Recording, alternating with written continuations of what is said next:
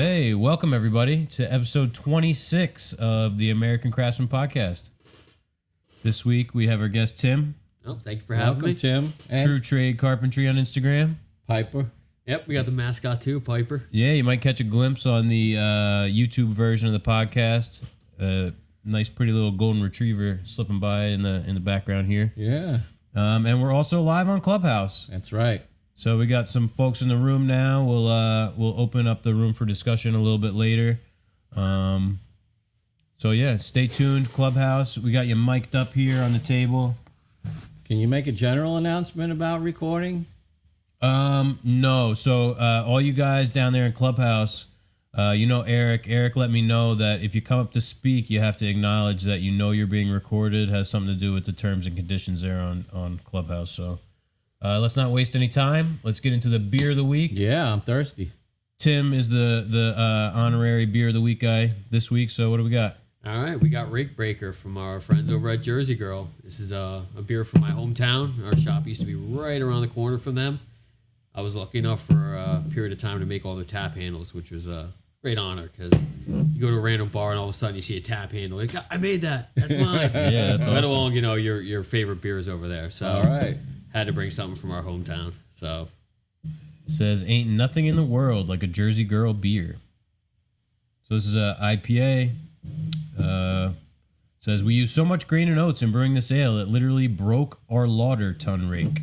At that point, the name of this delicious IPA became obvious. We present to you Rake Breaker. Cool. And what are we drinking this beer out of this week? Look at this. fine new glasses here. Yeah, 16-ounce American Craftsman podcast glasses. The official glass of the American Craftsman podcast. Taking a couple of these home. Yeah, if you guys are interested, you can find them over on our website. Saved on shipping. GreeneStreetJoinery.com. Pretty cool. It's they're those can-shaped glasses with the podcast logo on there, so you guys could drink along with us if you can find the beer of the week. Well, I guess that'd be tough to do, to listen to the podcast and find the beer of the week, because you kind of have to listen to it before. They're around there. You can find Jersey Girl pretty much. They're all over Jersey and other places. But yeah. I've seen this in a liquor store before. Yeah. Chuck makes his rounds. Cheers. Cheers. Thank you for having me. Yeah, thanks for coming.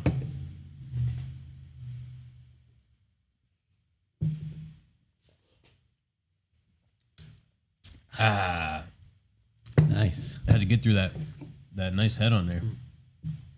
That's good. Yeah. Oh, it's got a good aftertaste. So I say let's get into the tool of the week, the gripe of the week, and then maybe we'll open up for a couple minutes on Clubhouse.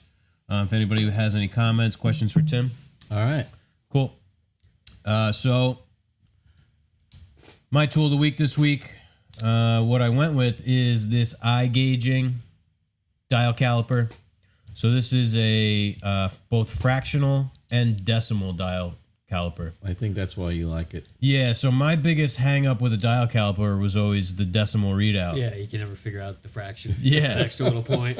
Where does it go? Yeah, and we work, all of our work is fractional. So I figure why not just keep it to fractions? No conversions to get confused. So this is, I want to say, maybe $35. Somewhere around there. Yeah. Depends where you go. I've seen those prices vary. Yeah, definitely. We have two of these. They both read the same, so I'm pretty confident that they're accurate. Like any dial caliper, you can actually turn the bezel to calibrate not calibrate, but to reset the readout. So you could reset it to 0 or, Zero it out, I think. Yeah, like I have the Veritas square that's exactly 3/4 of an inch, and I can use this to, dial it back in. So, yeah, check it out. If you don't have a dial caliper, it's a great tool to have. I mean, we use them a lot. Pass that over here. It's a 6-inch caliper. That green on there makes it, pretty easy to read. Yeah, we use it a lot at the planer. Yeah, so we keep one at the planer. I have that one at my bench, and then Rob, you have a different caliper, but one at your bench. Same kind of thing. It's in 64ths and the tenths of an inch in decimal. Yeah, so we don't own one, but Definitely should get one. Yeah. Yeah, it's handy. Yeah. You know, we have the digital readout on the planer. So, Yeah, it helps just like to double correspond check. with that. Yeah, Yeah. absolutely. Yeah. because, great. you know, you knock into the thing and it gets thrown off. And so it's always good to have something to double check, especially if you're, like, let's say we build everything to an inch usually, face frames, doors. Yeah. So we might have 2 sessions of milling. Well, I want to make sure that they're at least within, half a tick mark. Yeah. Absolutely. Something you can sand out if you had to. Absolutely. Yeah, so this will read like it has ticks every 64th, but ticks every 64th, so you can pretty accurately read it to the 128th. Mm-hmm. Yeah. So that's cool. I like it. How much was that? I think $35. Yeah, it's not bad at all. Maybe 30. You know why I I'm like gonna it? get 2 myself now. It doesn't take a battery. Yeah. I like the tools like that don't take the battery because Good old hand tool. got to worry about turning it off or the battery wearing out. I can't be bothered with that.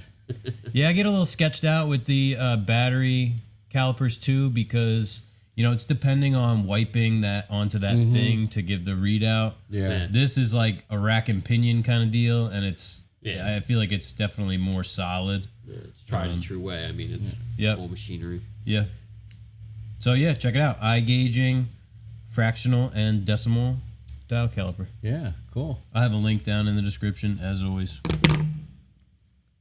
All right. Gripe of the week is up. Yeah. What you got? I'll cede to Tim if he's got one. It's always I guess we'll talk about it. I really don't want to talk about it. I won't name names, but let's talk. We'll just talk about the difference between working for a contractor and a homeowner. When you're done with the project, you show them the piece, shake a hand, you agree, and you get paid. Now you deal with a contractor. It's I gotta get a check from the homeowner, and we gotta. It's not exactly what I was thinking. Yeah. You took a little longer than you said you were going to. I know I added some extras in there, but you took a little bit longer, and next thing you know, you're waiting 30 days for a check, because you added the check chasing fee and waiting fee in there, Yep. when you started. But that could be my gripe for the week, Just wish, contractors paid as much respect in paying us as we do in the work we put into. Yeah. Not saying every contractor does. No. I've worked with some great contractors, and I don't want them to think this is about them at all. But I have run into this situation where, you turn from contractor to chase checker, and it's like, why? Well, why do I have to do this? Like, this should just be like, Tim, we know Tim's going to be done on Friday. Let's have a check for him, or let him know it's going to be in the mail, not that, I got to chase you for a month to find it, Something I started doing. We don't really have a big problem with it. Yeah. I should say we don't have any problem really with it because we're most direct to client.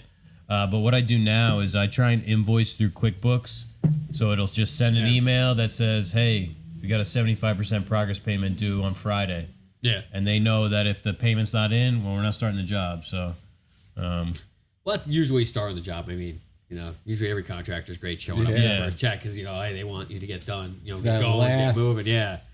But now when it comes to the final, you're like, goddamn money. When I worked for a builder, I used to hear him on the phone talking to people like, oh, yeah, well, I gotta get over here to get a check from them, and I gotta go over there. Robbing Peter to pay Paul. It's yep. like, no.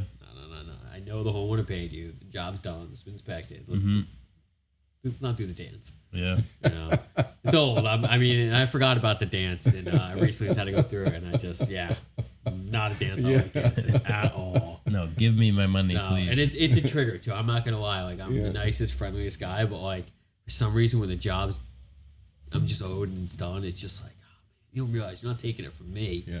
In true trade, I'm a small company. You're taking it from my wife and my kids' mouths. You know what I mean? Like, bills to get paid. Oh, yeah. They don't want to hear I didn't get paid from you or I'm waiting from you, Like, I don't want to hear from you either. Right, that's or the whatever chain else commands. you have to tell me, you know what I mean? We pick up the check, but it's just a handoff. Yeah. Yeah. We're not banking that away. I only own the money for a quick second. It's in this and out the other, If I'm lucky, I get a tool along the way. Yeah. Well, that's a good, honest gripe. We may get some input from the what are they called out there? Out there in Clubhouse? The clubhouse. Yeah. I forgot. I don't know if you have another gripe, but we have the book of the. We'll call it book of the week. Yeah, I wanted to touch on this especially because it came from David Shoemaker, one of our patrons. Yeah, and this just showed up in the mail. Yeah, it's a nice book. Yeah, very cool. It's the book of Shaker Furniture. And I just got into it. I just started reading it. I mean, the first thing we all did was look at the pictures. Picture book. Yeah, absolutely. But there's a lot of interesting stuff right at the beginning of the book. Yep. First off, the book was published in 1919 at first. Mm-hmm. And the guy who wrote the book, he drew all these working drawings in here. And he had some sort of degree in woodworking and in wood. I can't remember exactly how they termed it. Like an arborist or like a forestry kind of? Yeah, I think he was a professor out in California. And these are detailed. I mean, there's literally a cut list to build this. Yeah, right? Yeah. I can literally, That's what I can copy this and make this. He intended this to be not just like for a do-it-yourself kind of person, a crafts person, but also as like an encyclopedia of sorts on Shaker furniture and on the Shakers themselves. This is great because it actually shows different than people doing it, but in different ways on it. This is awesome. He created the measure drawings. Yeah. Sort of akin to like the old Craftsman. What was the name of the publication? Taunton? No, like the original Stickley. I don't know. I don't remember. I'll open that up to Clubhouse. If you know what the name of Stickley's publication was it just called the Craftsman?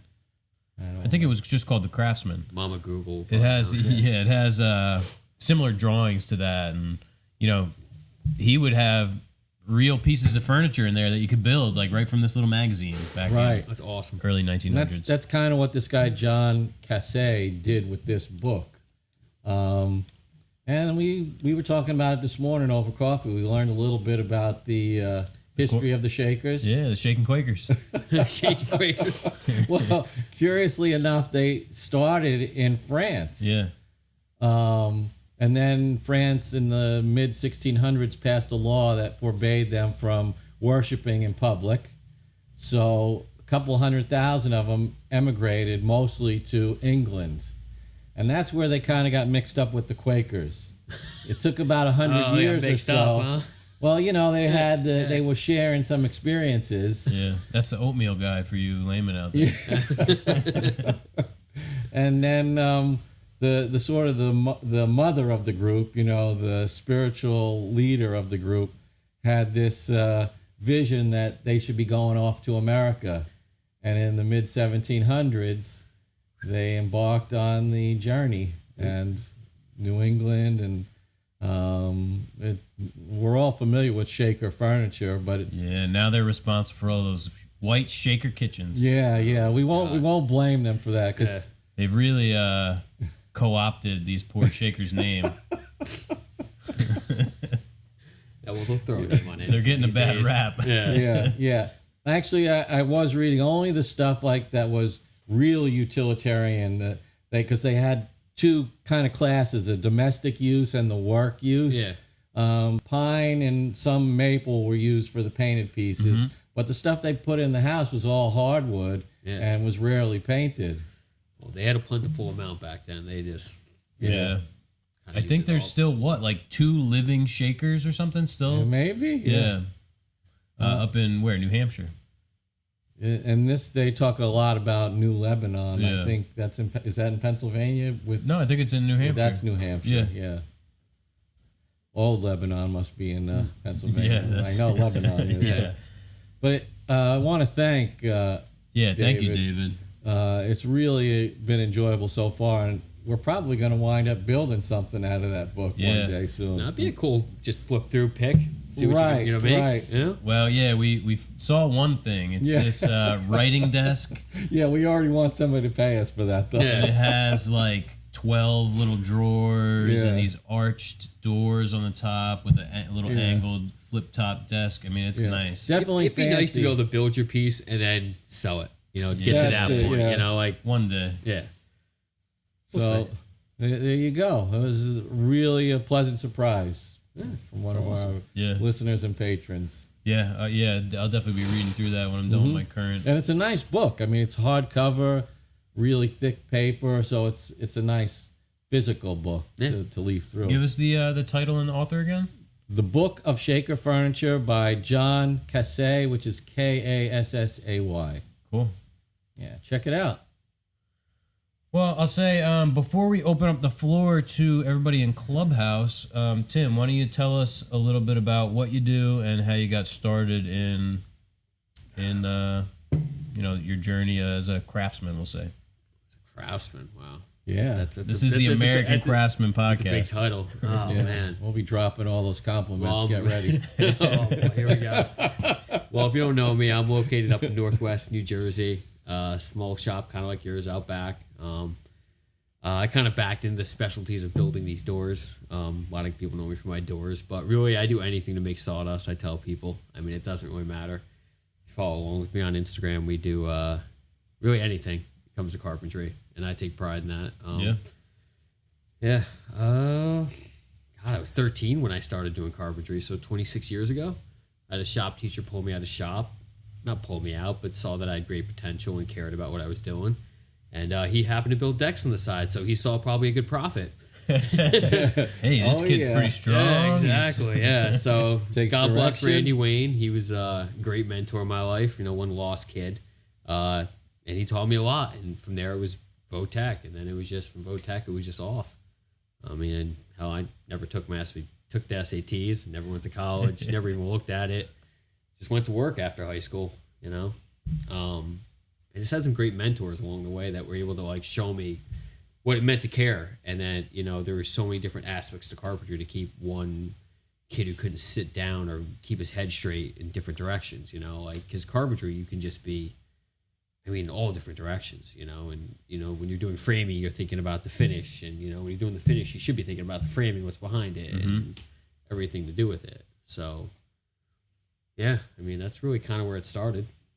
Nice. Well, when you say doors, for the folks that really don't know that much about it, we should elaborate and say these aren't just these are brownstone or specialty entrance doors. They're one-offs. They're kind of artiste doors. Right. Historic reproduction. Yeah, historic reproduction. So a lot of the stuff is, I'm almost duplicating some stuff. So I almost feel like I'm cheating some days. And people say hey, you build this beautiful thing, and I'm like, really, I'm building what Grandpa built back in the day with better machinery, and I feel like I'm almost cheating a little bit, but yes, I'm doing a beautiful job at it. You know, isn't that what we're all really doing? Yeah, I mean, following in these craftsmen. We were just talking about the shakers. We're building on the shoulders of the giants. Exactly, and it's kind of set forth to me. I get some artistic freedom with some of the stuff. We have done a couple pieces that were designed. But yeah, most of which is just making exactly what it was and making it more beautiful. There you go. But yeah, I backed into that. I had actually great stories. I had a contractor I was working for in Jersey City. He talked to me in the street one day. He goes, "Would you go to Brooklyn and build a door for me?" And I looked him straight in the eyes and I said, "No, I'm not going to Brooklyn. You're lucky you got me in Jersey City. I hate the city and I'm not going to Brooklyn."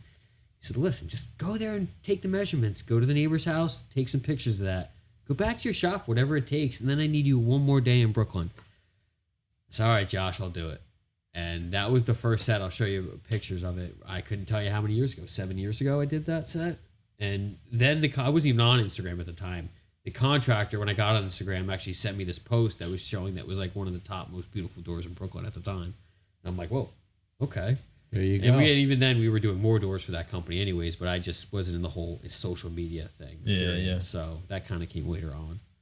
So front door is an important part of somebody's home. Everybody's got one. Their identity, you know, what they're portraying towards the street and the public. Yeah. Well, it's also a big thing back in the day. They would put oodles of money into their front door because that's what they wanted to show. Right. Like when you come to the house, this is the grandest thing you've ever seen. Front door in the parlor. Yeah, exactly. It's pine floors upstairs. Yeah, which is cool. If you guys ever walk through brownstones, some of these old glorious brownstones, a lot of it's on the first floor, but it's cool to see the way they step it down over the floors. Like I've done brownstones in Harlem, where the first floor was literally a 5-piece 5 or 6 piece base molding. It was almost 2 feet tall. And the second floor was like almost 16 inches tall. It was like a 3 or 4 piece. Then you get to the top floor and it's like a 2 piece, but it's all knocked down versions of itself. You know what I mean? Yeah. So it all progresses down, and it's really it's kind of cool the way they did back. I mean, it's spectacular the way they did back in the day. I'm from Brooklyn, and I've lived in those buildings. And,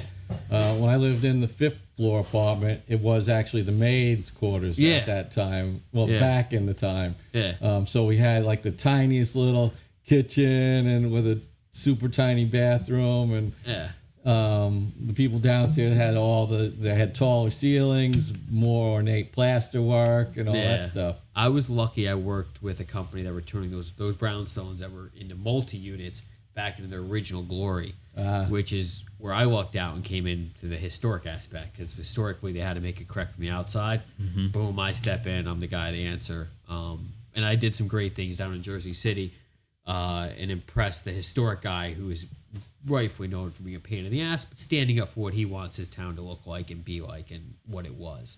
So I hit it off with him, and next thing you know, if Tim's on site, we're all good. Don't worry about it. You know, like, he was a good guy. So Dan the man. Yeah, it's not easy work with those historic commissions. No, and I'll never forget the first one. I'll say it was 166 Greene Street.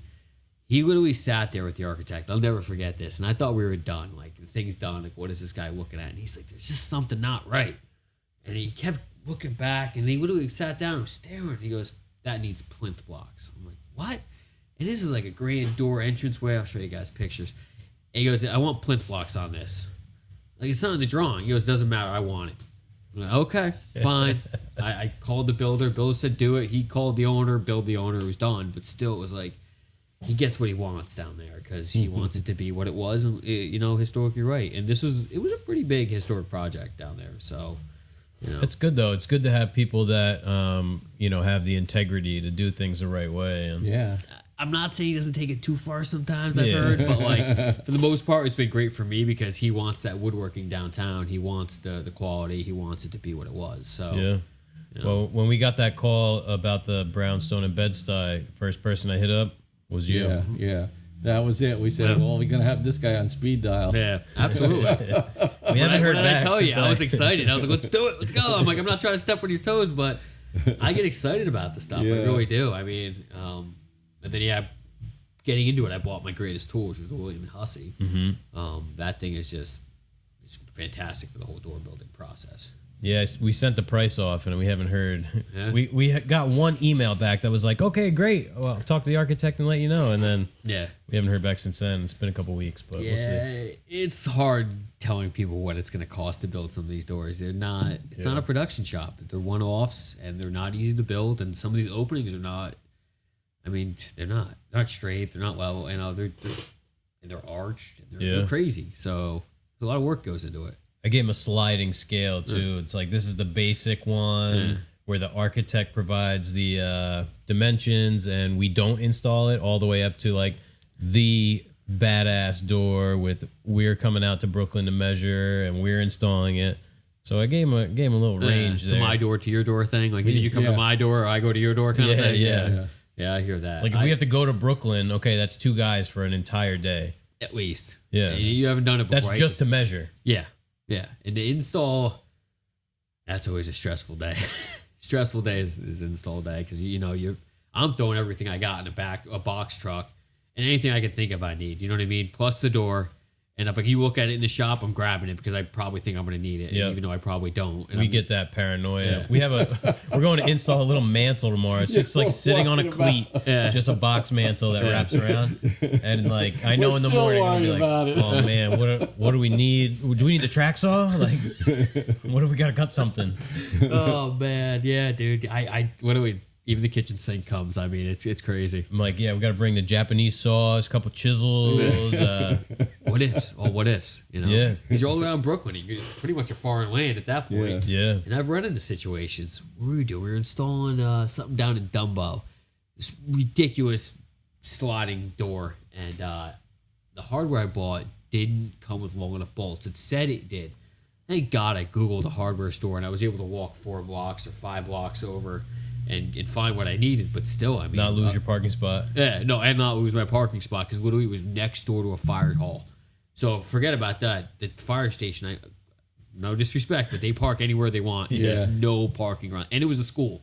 So, you know Dumbo. I lived on Cabin Plaza West, literally in the shadow of the Brooklyn Bridge. Yeah, well, that's what this was. It was pretty much the shadow of the Brooklyn Bridge. Like, you got off and made a hard hook around off the Brooklyn Bridge, and there was a fire hole right there. Yep. I forget the name of the road. And then the street. And then right next to it, literally next door, was the house we were working on. Yeah. And we did the front door, the shutters.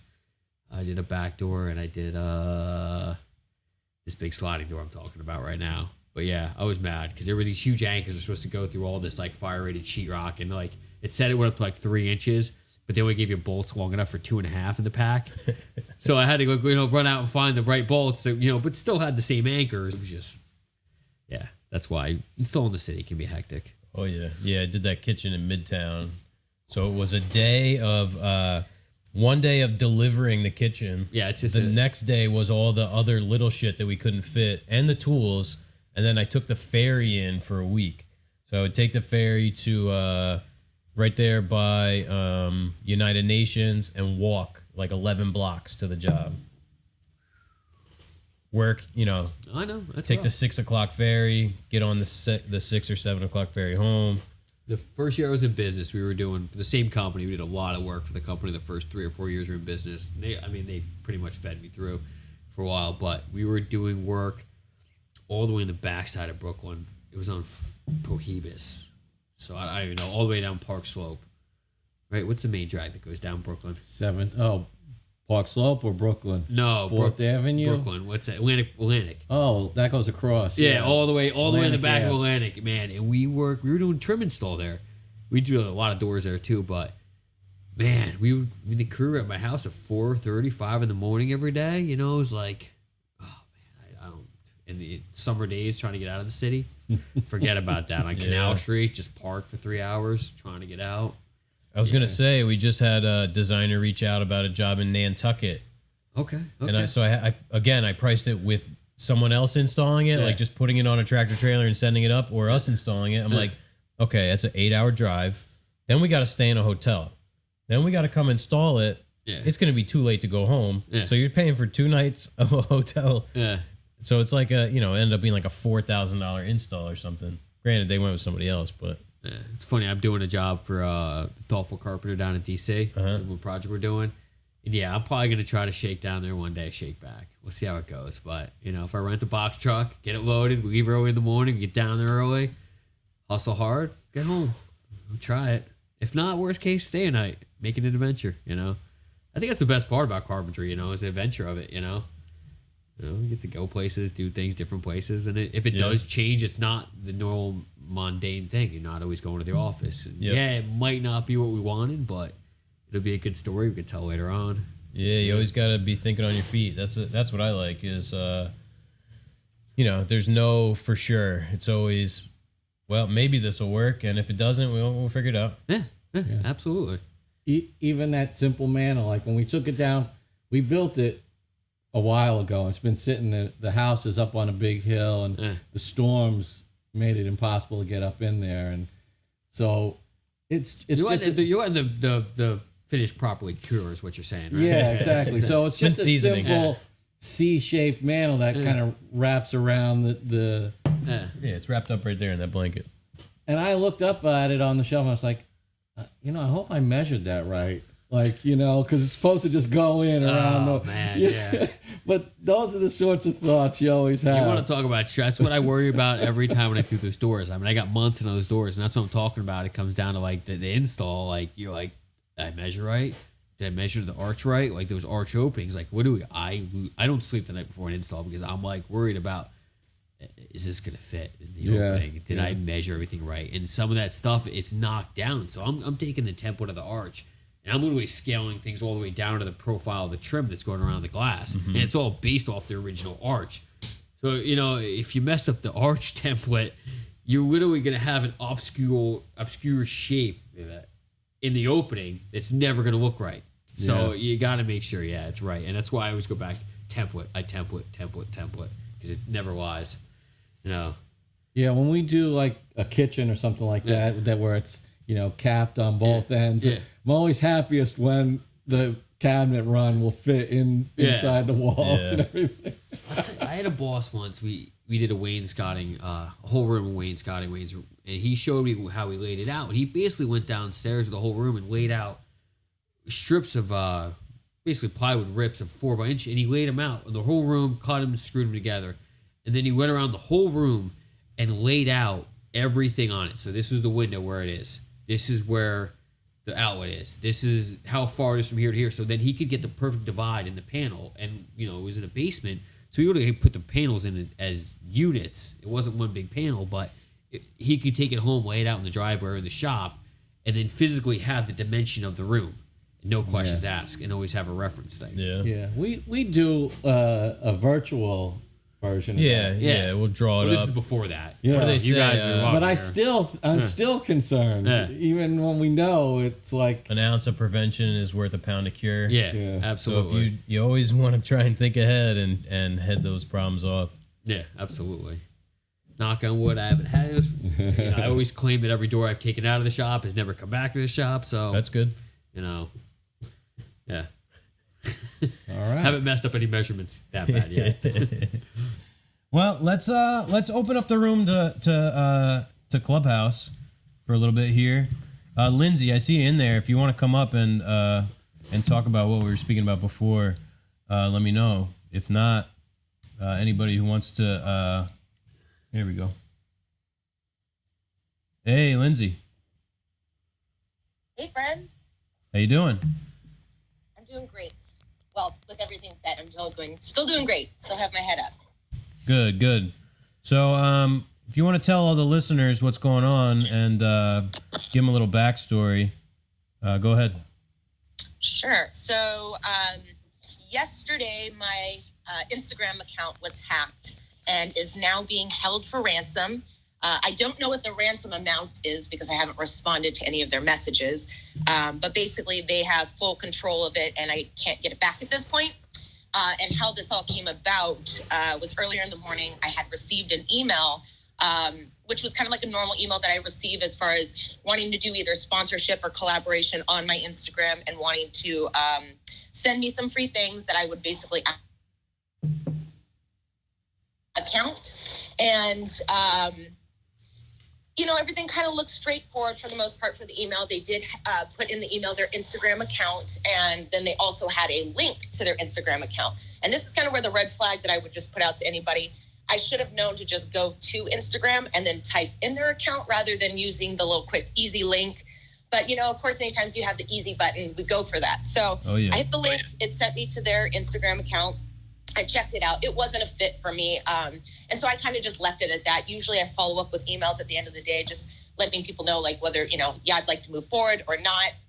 And so I kind of just put that in my later in the day box that I'll just, come back to. So I go to around my day. And about 2 hours later, I receive another email, but this time it's from Instagram, or so it assumes that it's Instagram. And it says, you've been hacked. You need to log back into Instagram, and it just kind of prompts me to log out. And so at this point, I kind of got that fishy already from the email, just how it was written. It said, hi. And I was like, Instagram would be better about how they would do their writing, And it already seemed odd. And I didn't click on any links or anything. It just automatically directed me to Instagram and logged me out. So it took me a minute to kind of put everything together, but then I realized, I was hacked. I got rickrolled. Somebody got me.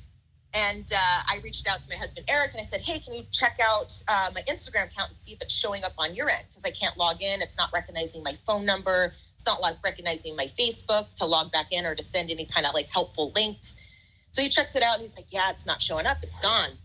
So cut to maybe 30 minutes later, I get another email, and now it's kind of a hostile email of, we have your account. If you want access back to it before we delete everything off of it, you have 2 hours to respond. And I didn't respond to the email, but I just was at that point of, okay, well, let's see what do they really want from me, And I didn't respond to the email. Like I said, I just kind of was like, okay, I'll play this out.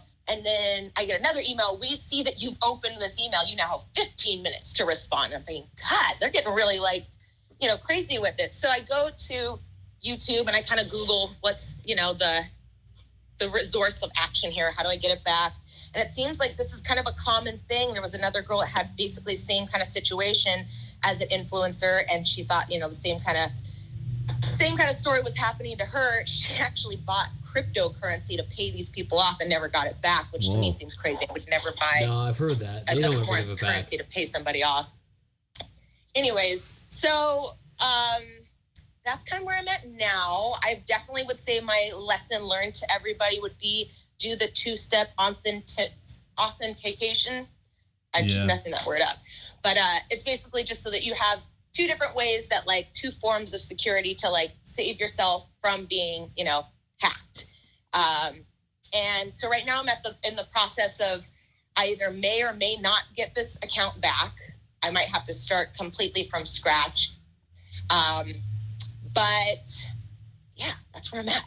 It's crazy they're not more responsive to that and don't have a bigger eye open to it. They're like, hey, wait a minute, this isn't right. Yeah. This is the real person. This is their account. We'll just give it back. It seems like people have to fight harder to get something back that's stolen from them than it is to take it. It's so easy. And this isn't the first case I've heard of this. I've heard of Great Carpenters. Brian Gunther. Just went through it. And I know a couple other people, but it's why? What are they gaining out of you? That bored? Yeah. And Lindsay, how many followers did you have? So I had 22,000. Whoa. And I've worked really hard for that. I look at that as my community. I think this is something I say more times than not in the rooms, but I really believe in quality over quantity. And that 22,000 was quality. I talk to those people. I do FaceTimes with them.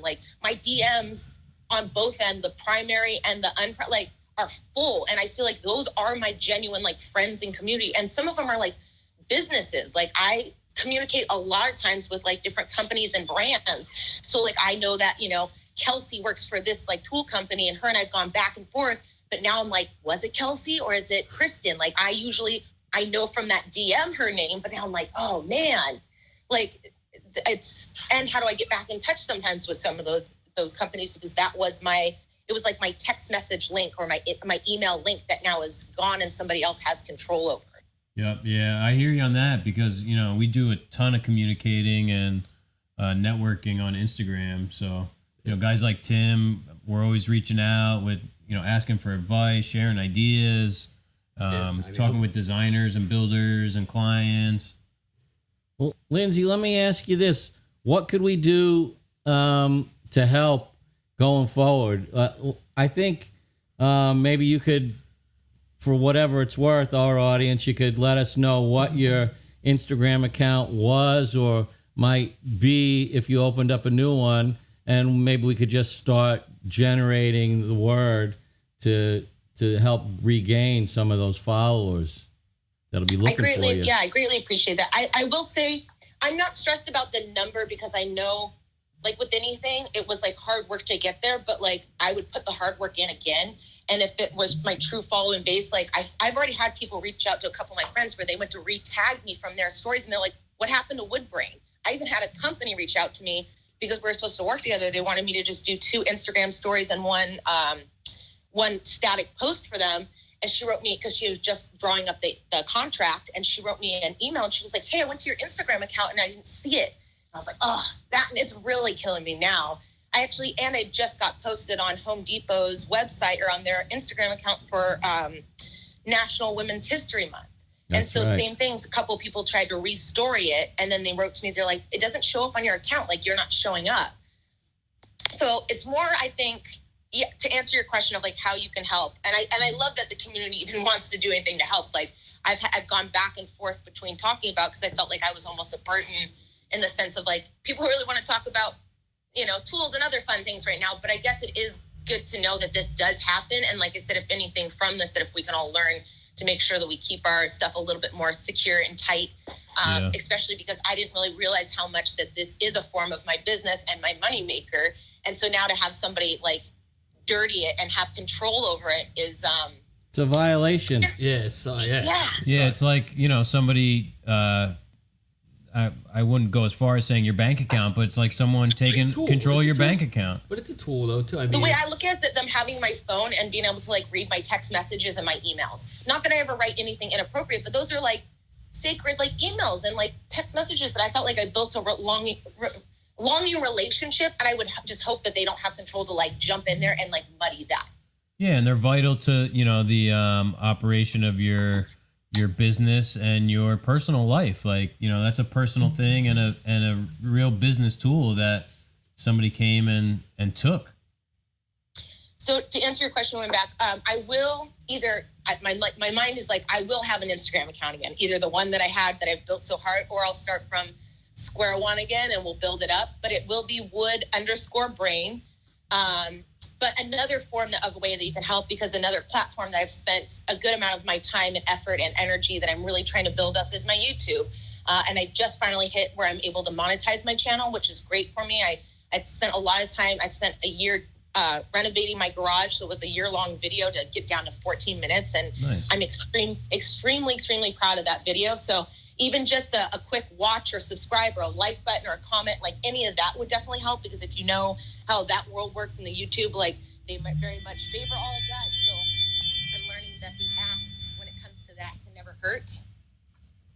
Yeah, and congrats on that. We're working our way up, trying to get to that monetization point too. It's not easy. Those, 4,000 hours is a long time. What is it? Yeah. So you have to, on YouTube, to monetize your videos, to have ads where you can get a little bit of ad revenue, you have to have at least 1,000 subscribers and 4,000 hours of watch time. Okay. And that's in a 12-month period. Okay. And that's actually what got me. I would say to anybody that is doing a YouTube or is starting a YouTube, and I know that a lot of people say this, but consistency and really putting a video out all the time, because what I did in the beginning, I did put out a bunch and I took a little bit of a lag, and that 12-month thing, and if I was so close to those watch time hours, and it's like a trailing clock. Mm-hmm. So if I didn't keep up with that, once it came to a point where that loud time, I didn't have, it's like it restarts over again. So I was constantly chasing like that. I'd be at like 3,000 something, almost for the 4,000 watch hours, and it just kept like it resetting. So that my garage video sent me over the edge for sure, which was great. So like I said, any of that kind of love always helps out. Yeah, definitely. So what we'll do is I'll link your YouTube page down in the description of the YouTube version of the podcast, and sorry about the Ring doorbell going off. That's my wife letting the dog out. Let me put my phone on vibrate.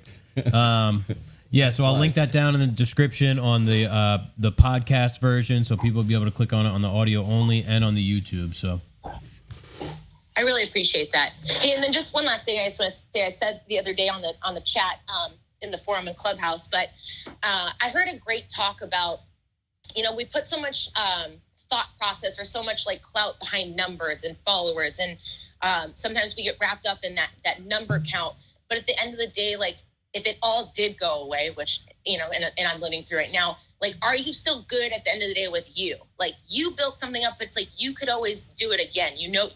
Those creations aren't gone. The like relationships aren't gone. The things that you've built and who you are isn't gone just because of one platform that had this, calculator of numbers.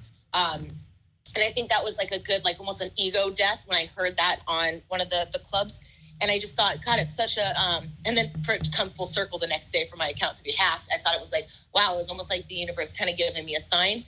And I just think that if anyone could take that away of like, sometimes I see people like chasing that number or getting so excited about hitting a number, not to take that away, but just to still at the end of the day, be like really good with you, because at the end of the day, it is just us. Yep.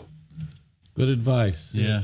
And before I forget, your wonderful husband, Eric, he filled me in on Clubhouse. If we're recording, I have to get an acknowledgement from you, knowing that we're acknowledging that we're recording and that you're being recorded, just so we don't violate any terms of service. So you have my consent to record, and all of this is your now property. Thank you. I'm just remembering that.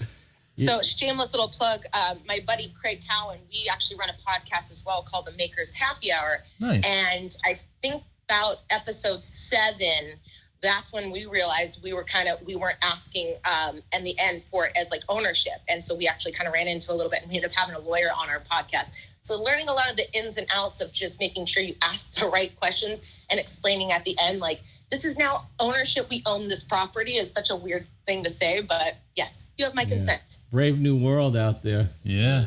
You got to learn the boundaries. I mean, You know, it's been maybe unfortunate circumstances that led you here, Lindsay, but you are our very first female guest. So Yeah. thank you. Woo! Thank you. Oh my gosh, I'm honored, gentlemen. And Adrienne- I hope it brought some good value as the first female. I didn't get to talk about any woodworking or anything, but maybe I dropped one knowledge bomb. We've been trying to break that barrier for a long time. Yeah. Only took us 26 episodes. Actually, Adrienne was the first, I believe, the first female listener in the room earlier. Yeah. From looking Thank at you. our analytics, it's been 100% male from the get-go. So congratulations. Yeah. We're like a heavy metal band. Yeah, We're honored. And what an honor to have it happen in national history, or a women's history. That's month, right. Yeah. all right, okay. All right, look at us. Look at us go. Well, we appreciate it, Lindsay. We'll link that down there to anybody out there listening. Please go check out Lindsay's YouTube page, and we'll keep you abreast of how the recovery of your account's going. Yeah. Keep us informed. I appreciate it. Thanks again, gentlemen, for having me. Oh, you're Thanks so very much. welcome. I'm just going to move you down to the audience now, just so we can keep things orderly. If anyone else has anything to say, any questions for Tim, any comments, feel free to raise your hand. We can bring you up. If not, we got some questions here we can move on to. We'll move on here in the meantime. Here's one that we talked about a while ago. I wanted to know about that table saw accident that you had. Another cautionary tale. Great story. Oh, man, it was just after I got married, and I was working in a shop in my, I'll say a friend's garage. We won't go down that road. And yeah, I was pushing a small piece through, cutting a bead detail, and it snapped back, and I had the blade high, and my reaction was to kind of jump my hands back. And when I jumped my hands back, my thumb actually grazed the blade and almost filleted my right thumb, the left side of my thumb off. So it went down to the bone, kind of clipped the nail, and took off the whole side of my thumb. So from there, we went to the hospital, and I didn't lose the thumb, but they actually ended up doing a skin graft where they sewed my pointer finger and my thumb together and took a piece of my elbow to fill in the hole and sewed it like that for 6 weeks for blood circulation processes. So picture this just sewed together, something out of Silence of the Lambs. I swear to God. Like a human centipede kind of thing. No. God, we were talking about that with the group on the way down here. Holy crap. I was awake for it. Didn't have insurance. Literally had it done in the back room of a surgeon's office. And yeah, I watched him. It was probably one of the most gruesome things I've had to go through. And I thought about that, every painful thing along the way, And it's how I keep my thumbs out of table saws now. I was thinking about that. But yeah, it was 6 weeks sewed up like that. And then they took it off, and it was just, it was bad. And thank God the skin graft took, and it wasn't a total failure, but still from there, it was still quite a long recovery. Let me ask you, how long did it take before you got feeling back in that I still part? don't have great feeling over this thumb, and the scar tissue is awful. And come wintertime, you can see it's all cracked, and it gets really bad. But yeah, it never really, it took about 1.5 years to get my hand strength back, which is the weirdest thing you don't think you lose, especially being your right hand. I'm right-handed.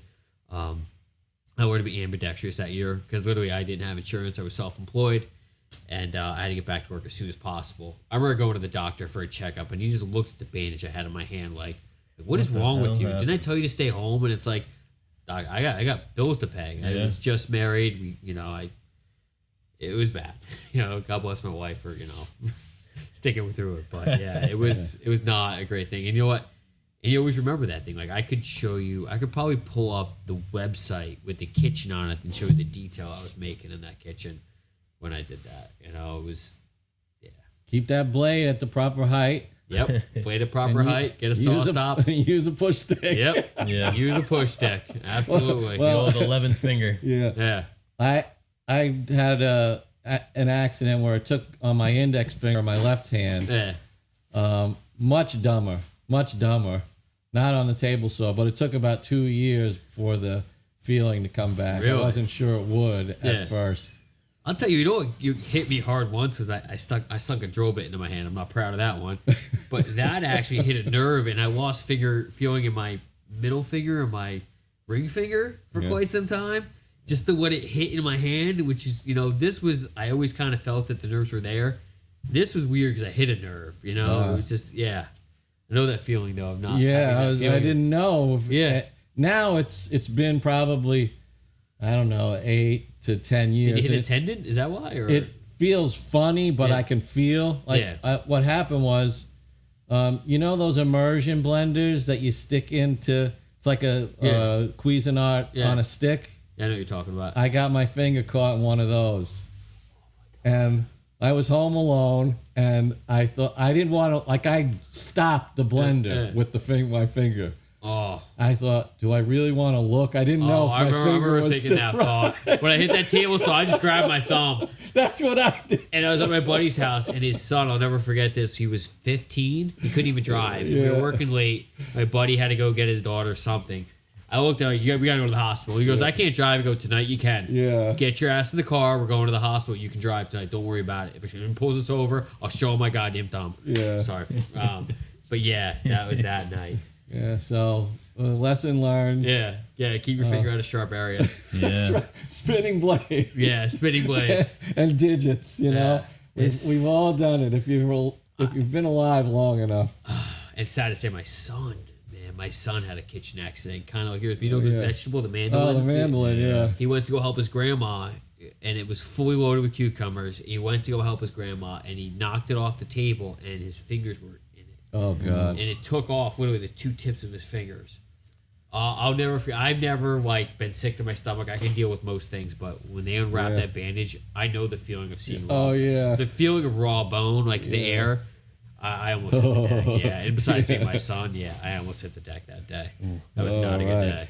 We got Tyler here on Clubhouse wants to chime in. Yeah, let's move on to something brighter. Yeah, you asked, man. We go down different roads. What's up, Tyler? Hey, Tyler, welcome. Actually, comment on the drill bit in the body part. Yeah, okay, let's go. I have another not so exciting, gruesome moment. More of a Final Destination type event.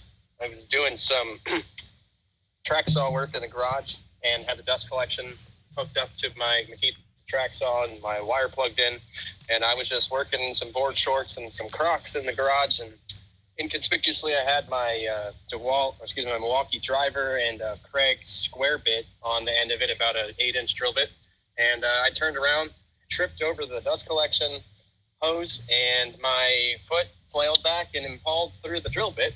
Oh. And so I was mid-trip with the drill bit, and I had to kind of catch my balance, fall on the ground, and amidst the gushing of blood, pulled the drill back out and screamed to wake up my fiance, because this was 7 in the morning in the garage, and she was still sound asleep. So it was a bit traumatic and very Final Destination like. Well, best to do that first thing in the morning. I mean, Yeah. Oh, Man. man. That reminds me of hospitals guy. are really busy first thing in the morning.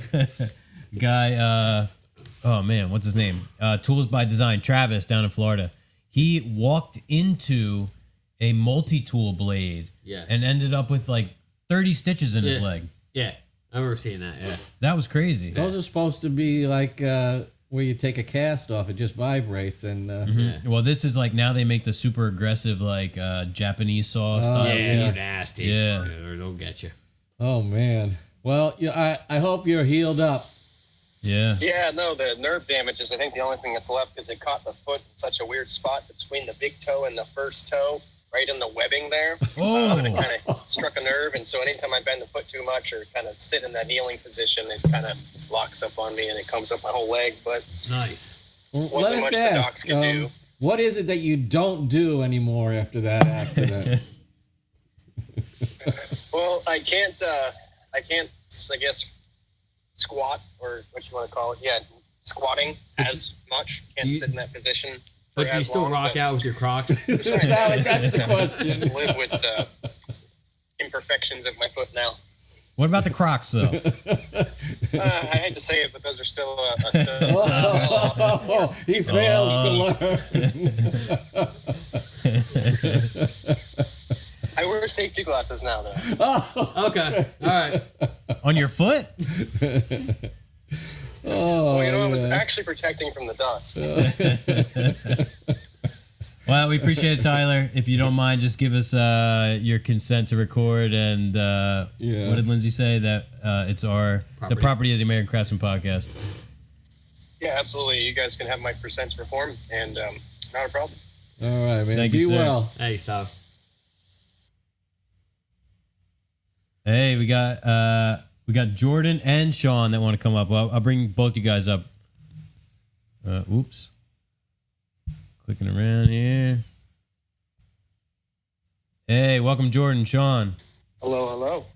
Hello, gentlemen. Before, up, boys? I guess How are you we'll guys? do this beforehand. Give us your consent yes. to record.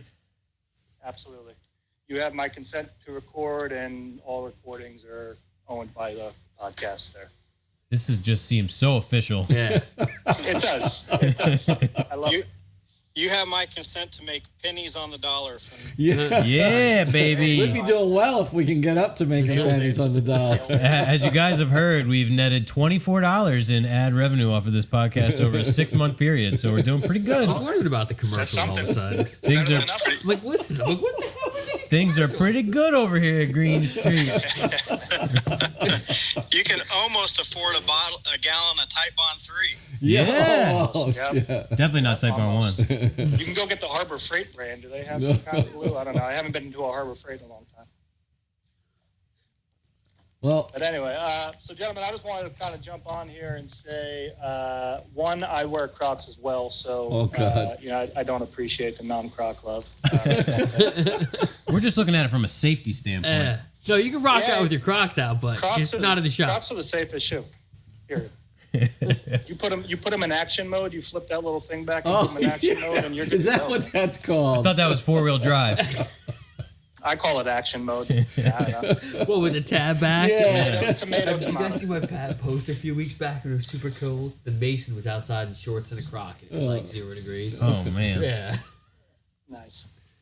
But yeah, I just wanted to say, I mean, this is awesome. I appreciate you guys kind of opening this up to this new platform here. I'm thoroughly enjoying it, and I have listened to a couple of your podcasts here. But I mean, if you guys continue this, I find this to be awesome. I love it, and I don't know if anybody else feels that way, but I'm enjoying it, the interaction and all that. It's spot on, guys. I do appreciate you doing this. Oh, thanks so much. We appreciate it. Clubhouse has been a ton of fun for me in the past since Matt invited me, I don't know, maybe 3 weeks ago. I'm spending an ungodly amount of time on it. Yeah, I got yelled at. at by the wife the other day for That's me. Yeah. being on Clubhouse during dinner, stuff like that. Yeah, same Like, here. Yeah, well, it was a good conversation, babe. I don't know. She's just jealous that she's not on Clubhouse yet. Yeah, I invited my wife. I gave her one of my first 2 invites, and I don't think she's even That's used sweet it. of you. I wonder if mine's even I listening tonight. We'll see. I did not invite my wife. I Braver invited man than I. woodworkers. So, you guys, we're going to ask Tim another question, and maybe you could chime in after that. Tim, what's your favorite project of all time, or maybe of recent memory? Of recent memory, favorite job. Man.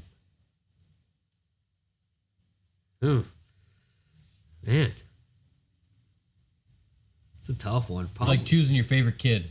Yeah, no, it really is. It's a tough one. I mean, I would say probably the Hampton Court project we did 4 years ago, which is a massive undertaking for my small company where we did like the whole facade. So there was like 11 cornices or corbels we did on it. And all this crazy gingerbread cutout. Massive moldings, huge peaks. And it was like 3 units we did initially. And then we got to go back and do a 4th. And then there was 2 bay windows in the back. Or was it we did 2 and then 3? Whatever. It was a big project for us. It was a really big undertaking for us. What material did you use? All Spanish cedar. Nice. You can taste that. I don't know if you've ever had to work with Spanish Yeah, I cedar. get a nice sinus infection every time. Yeah, dude, you get that like. And the funny part is, I was like talking to the historic guy Dan about it. He goes, "Yeah, that's why bugs hate eating it." And I'm like, "Oh, that makes sense." Yeah. You know. But yeah, his Hampton Court. It was a really cool historic project we did a long time ago.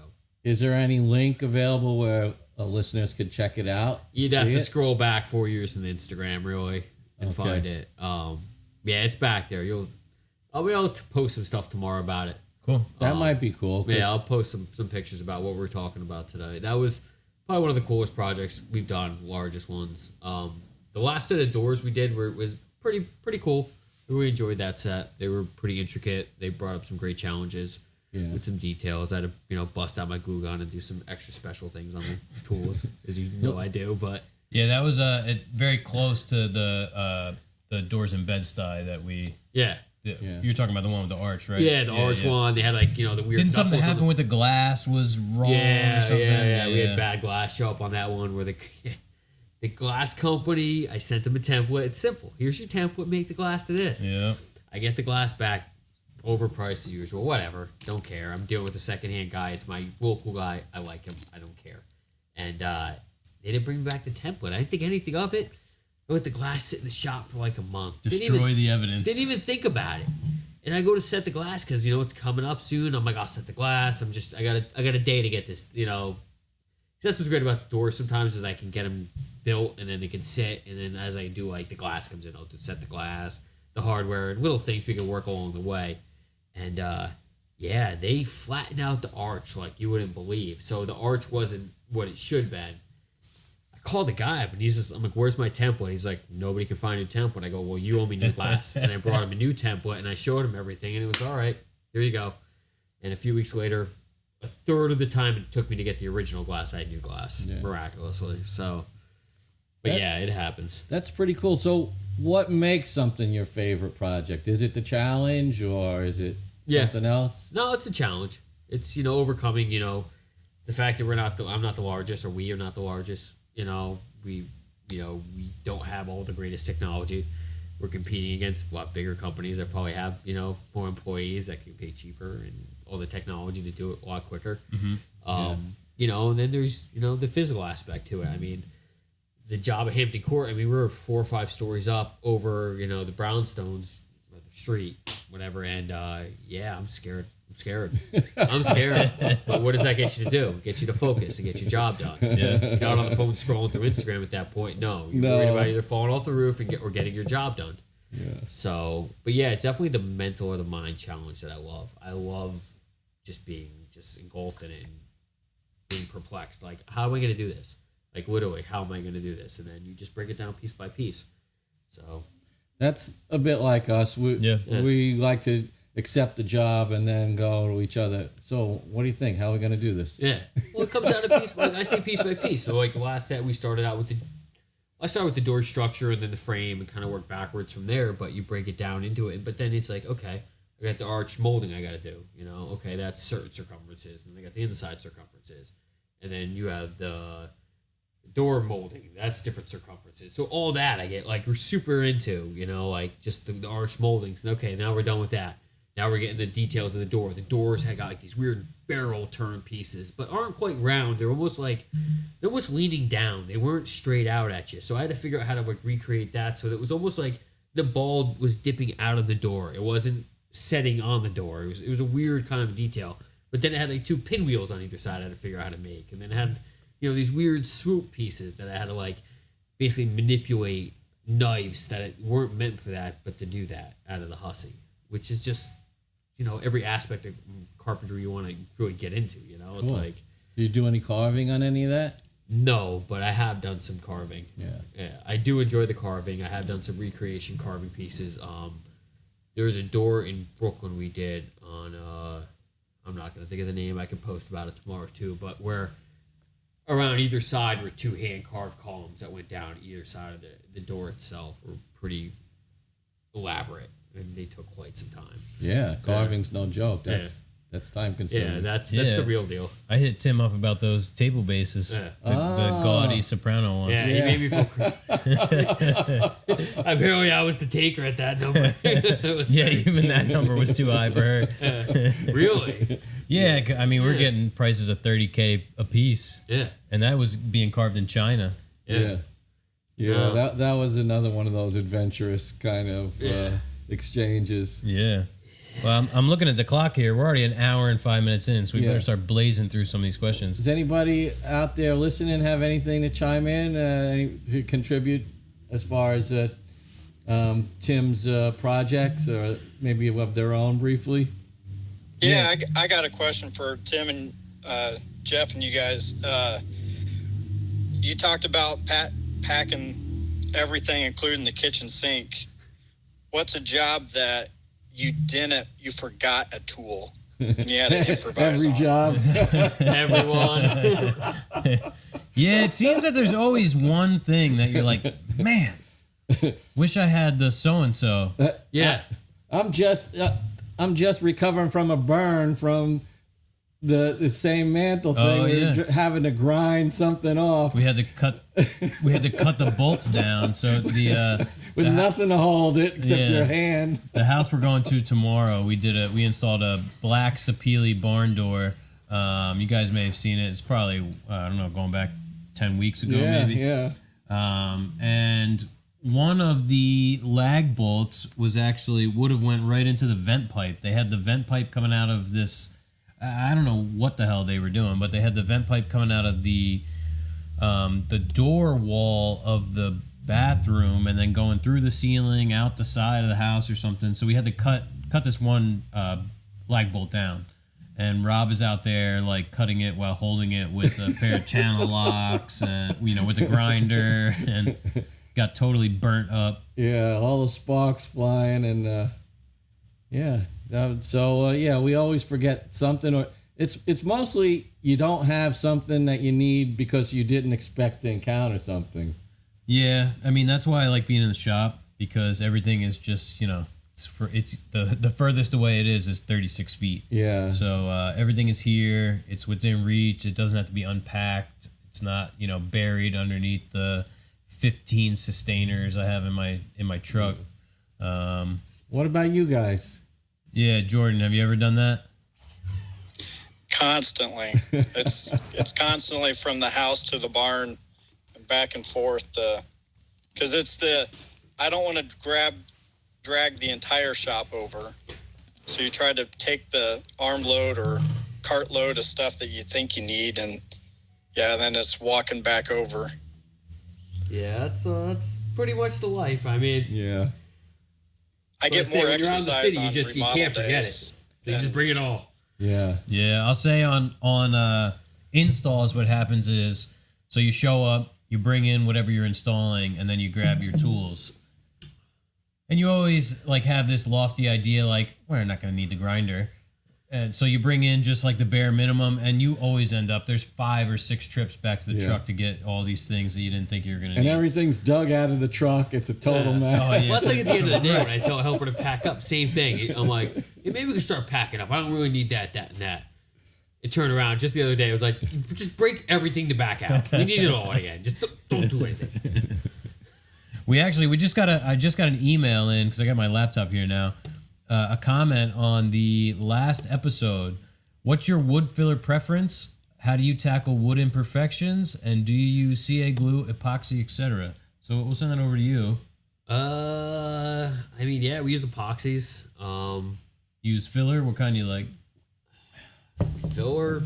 I usually make my own. You can make your own out of epoxy too. The same way you make with anything. You With can some make dust. Sawdust, yeah. Mm-hmm. So that's a great method right there. That's our kind of go-to. Yeah. Especially for exterior, you can use epoxy. Yep. So, which Freddie Rome was telling me that one. So He's a beast. yeah, I love Freddie.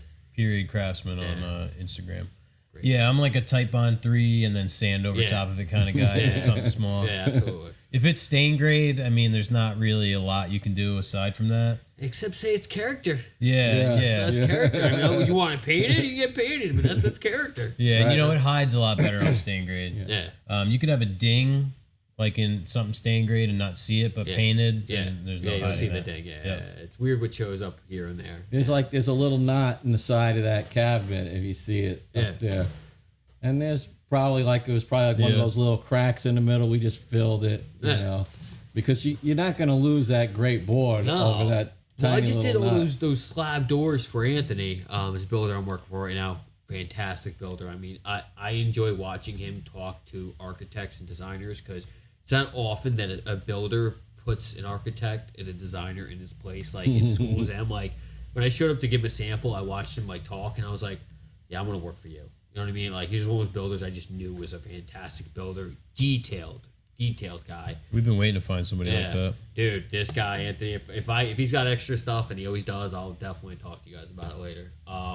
We did all slab doors, and they wanted gnarly white oak, and gnarly white oak came split, cracked, chunked. I mean, it was all over the place. So yeah, we got a whole bunch of Mohawk epoxy and filled in that stuff and went about it that kind of way. Nice. You know? Yeah, I wanted to ask. I was talking to Rob about you're building those stave core doors with what, alder on the outside. Yes.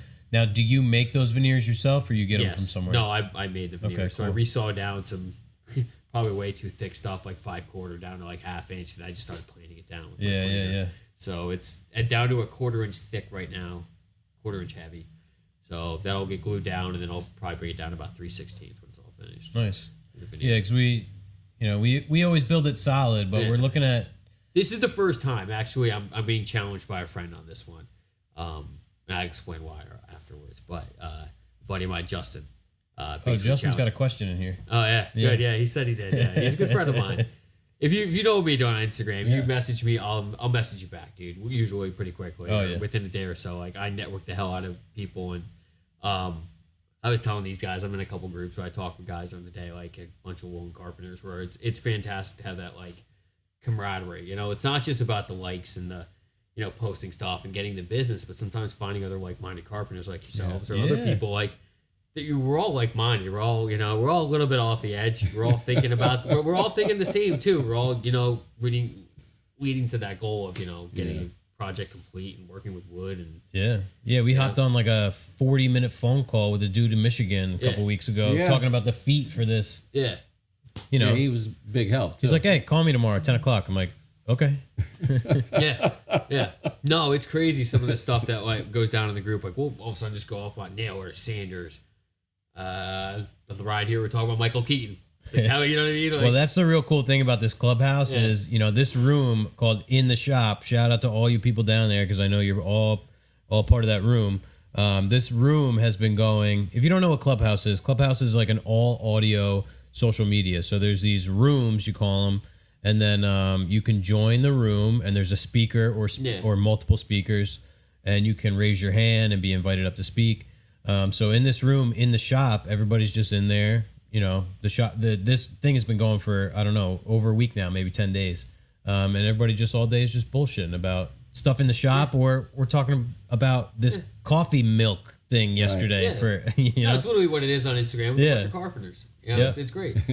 But also if we want to lean our opinion, like I brought up that contracting thing. Like it was a heated subject a couple weeks back, but I don't go public with this stuff. I don't talk about them, but I can lean towards these carpenters who other people that are, also alone like I am. Like we don't have like our, you guys got each other. I'm sure you guys talk amongst yourselves, but like we talk you're by shit yourself. all day. When you're shop by yourself, you're talking to yourself, and at some point you got to lean out and talk to somebody else. Imagine this podcast, but 8 hours a day. That's what it is. It's funny. And I couldn't wait to get over it. Obviously, that was great. I've been saying I'll be down. This next question is perfect. It fits into what we're talking about now. How has social media affected your business, and how do you think it has and will affect the industry as a whole? It's brought me great business.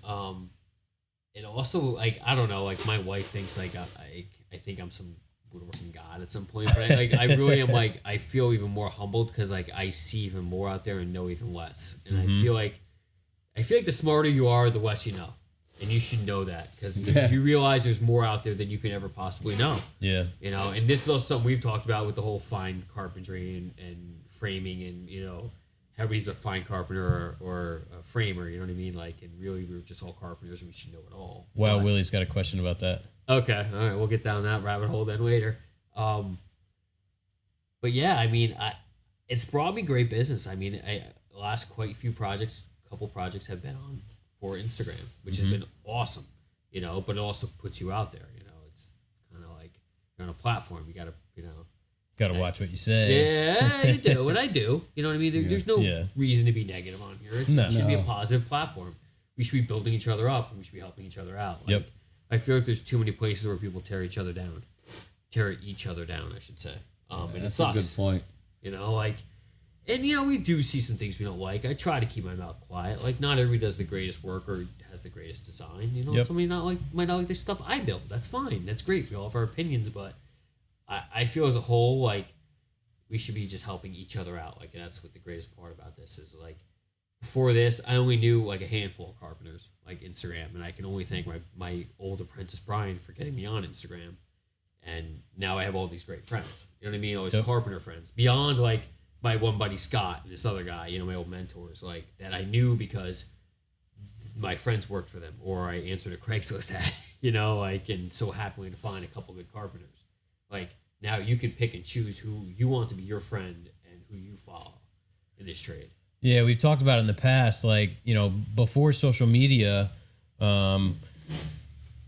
let's say you lived in this town A, and in town A there was only half a dozen guys that did what you did. Yeah. Well, now I'm talking to guys in California, in Australia, in New Jersey, crazy, right? and I can reach out and say, hey, what do you think about this? Or I saw you did this. How did you do it? Or what did you charge for that? So it's if you're not using it to your advantage, you're really you're messing crazy. up. It's a tool. That's why I don't post that much anymore. Like, I got into the stories and I get to put myself out there and show what I do on a daily basis without like glorifying my work and putting it up on a pedestal. Like, oh, look at this, how sweet it is. Like, no, I'm a carpenter every day. This is what I do. I'm a goofy dude. I love what I do. If you know that, like, if you don't know me, it's what I do. You know, and I don't know. Can't say much. Yeah, I mean, it's same thing. It's what we do. It's like I live, breathe, and eat woodworking and furniture making. Like, it sucks. My wife says it. She goes, "Yeah, woodworking's here. I'm here. Kids are here." And I'm like, I don't mean it to be like that, but like that's how it came in my life, and that's how like I got to stack the cubes. Like, and it sucks. Like, I love my wife. Don't get me wrong. I put her up here, like, and I would do anything for her and my kids above woodworking, but. Yeah, you put it up there, you know, because you have to. I mean, you're putting that much heart into a piece. Look at that piece you have across over there. That's not made by not giving a shit. But yeah, I can see just at the corner of it. We'll have to uncover it and show you. Yeah, like it's not made by just not caring and coming in and punching a clock and typing on a thing. It's made by like pouring your heart out through your hands. Yeah, so, and I just couldn't see it doing it any other way. Like, you know, it's not worth doing half-assed, you know? No. It's nice to get the social aspect of it. No, you talk that's and you the share. great part. It makes me feel less loony to be out there. Yeah, less alone, less isolated. But there's like, great example. We contacted you first thing. Here's a job that's asking for a door. Tim's the expert. Let's call Tim. Lucas with the hinges. Yeah, we have a problem with these hinges. How can we possibly get these made? Well, Lucas might be able to do something like this. That's what I'm saying. Like I do it a little more privately with a couple groups I'm in. But it's fantastic to be able to like. I mean, this morning somebody asked something. It was literally 8 different people were able to like respond like that or give their opinion by the end of the morning of what they think and what they would do. Yeah.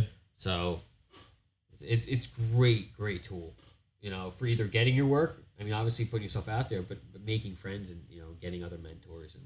Connecting. Yeah, growing as a craftsperson, you know. If you're just putting it on there to load yourself and love yourself and get your likes, that's great. You know what I mean? And follow your followers, that's great. I don't have that many followers. I mean, I think I have around 5,000, which I'm fine with. I earned that, you know. I'm very proud of that number. But like, do I want to get to like some of these other people or like any girl on there who's got like 500,000? Yeah, you're just like, okay, that's great. That's what we need, some bikini shots, because we're about 5,000. Not us in there. No.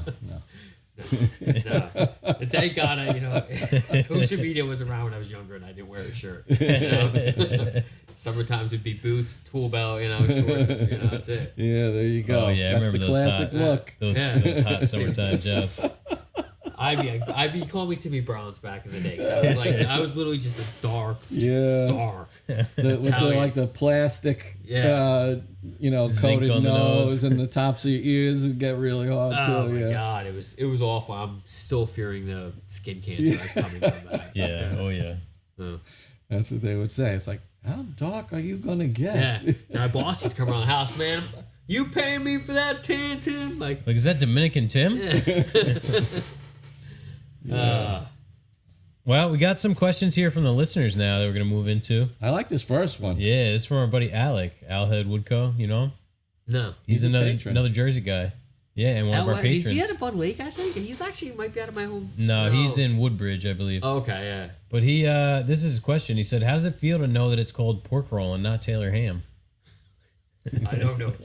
The people in... I will go and always order Taylor ham and cheese. That's it. That's it. The people in Clubhouse are probably cracking up because... So we got on this whole thing yesterday. Dre, I don't know if she's in here, was talking... She's from Rhode Island, and they have this coffee syrup. So, there's chocolate syrup. You make chocolate milk. Okay. This is like a Rhode Island thing. It's coffee syrup to make coffee milk. So you mix it in with your milk, and it's like a coffee-flavored milk.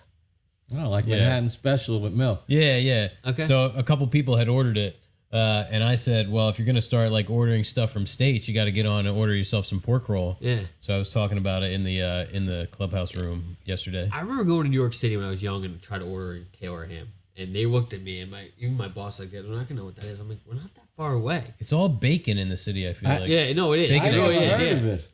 Everybody, when I came out here to New Jersey, everybody said, oh, yeah, you got to have a pork roll. I'm like, what's Taylor that? ham. Let's just get this straight, all right? Well, No, it's pork I roll. ordered one, I know I'm down south. and I don't like it. Say it down here, Oh, but no. it's so You don't bad. like it? I don't like it. I had it on Saturday. No, it's not I for always me. have some in the fridge. It's, There's a staple place in the house. up the highway right here called Slater's, and you get a pork roll, egg, and cheese, and the pork roll is this thick. Yeah, No egg, but yeah. I couldn't Pork roll handle and that. cheese, All day. John Taylor. He's got to be from Jersey because that's a Jersey. Yeah, he's in Woodbridge, I believe. Yeah. You got this next one from Yeah. Will? Wild Willie, he wants to know, Tim, explain your thoughts on being a well-rounded carpenter as opposed to a one-trick pony. I can't be. I'll bash my head against the wall if I'm stuck in the shop all day, but I get sick of smacking things around with a hammer. Yeah. So it's just I'm always a kid that's just in different directions in my head. And I love every aspect of it. I just can't. I could never hang up my framing rig, and I don't think I'll ever will. As old as I am, I'll be that old timer out there cutting the rafter, still sticking up a stick. But will I find myself being in the shop more and more? Yeah, because I know my body can't take it. Yeah. I mean, we did some heavy production stuff for a long time, and it was just hell on your body. But I just too I don't know, energetic to be in a shop all day. So give our listeners 3 different things that you've done that. I was gonna say if you know Tim's Instagram, he's last week jacking up a house and putting new framing underneath of it, building these alder doors, and I think you're building some oak doors too. I'm building oak doors, and we're setting a kitchen, building decks, all the historical doors, working on that stuff for DC, those crazy corbels. Yeah, pretty much anything to make sawdust. I mean, I think that's part of being a carpenter. I don't label myself as, a finisher or a framer. You're like Norm. Yeah, it's just you should be.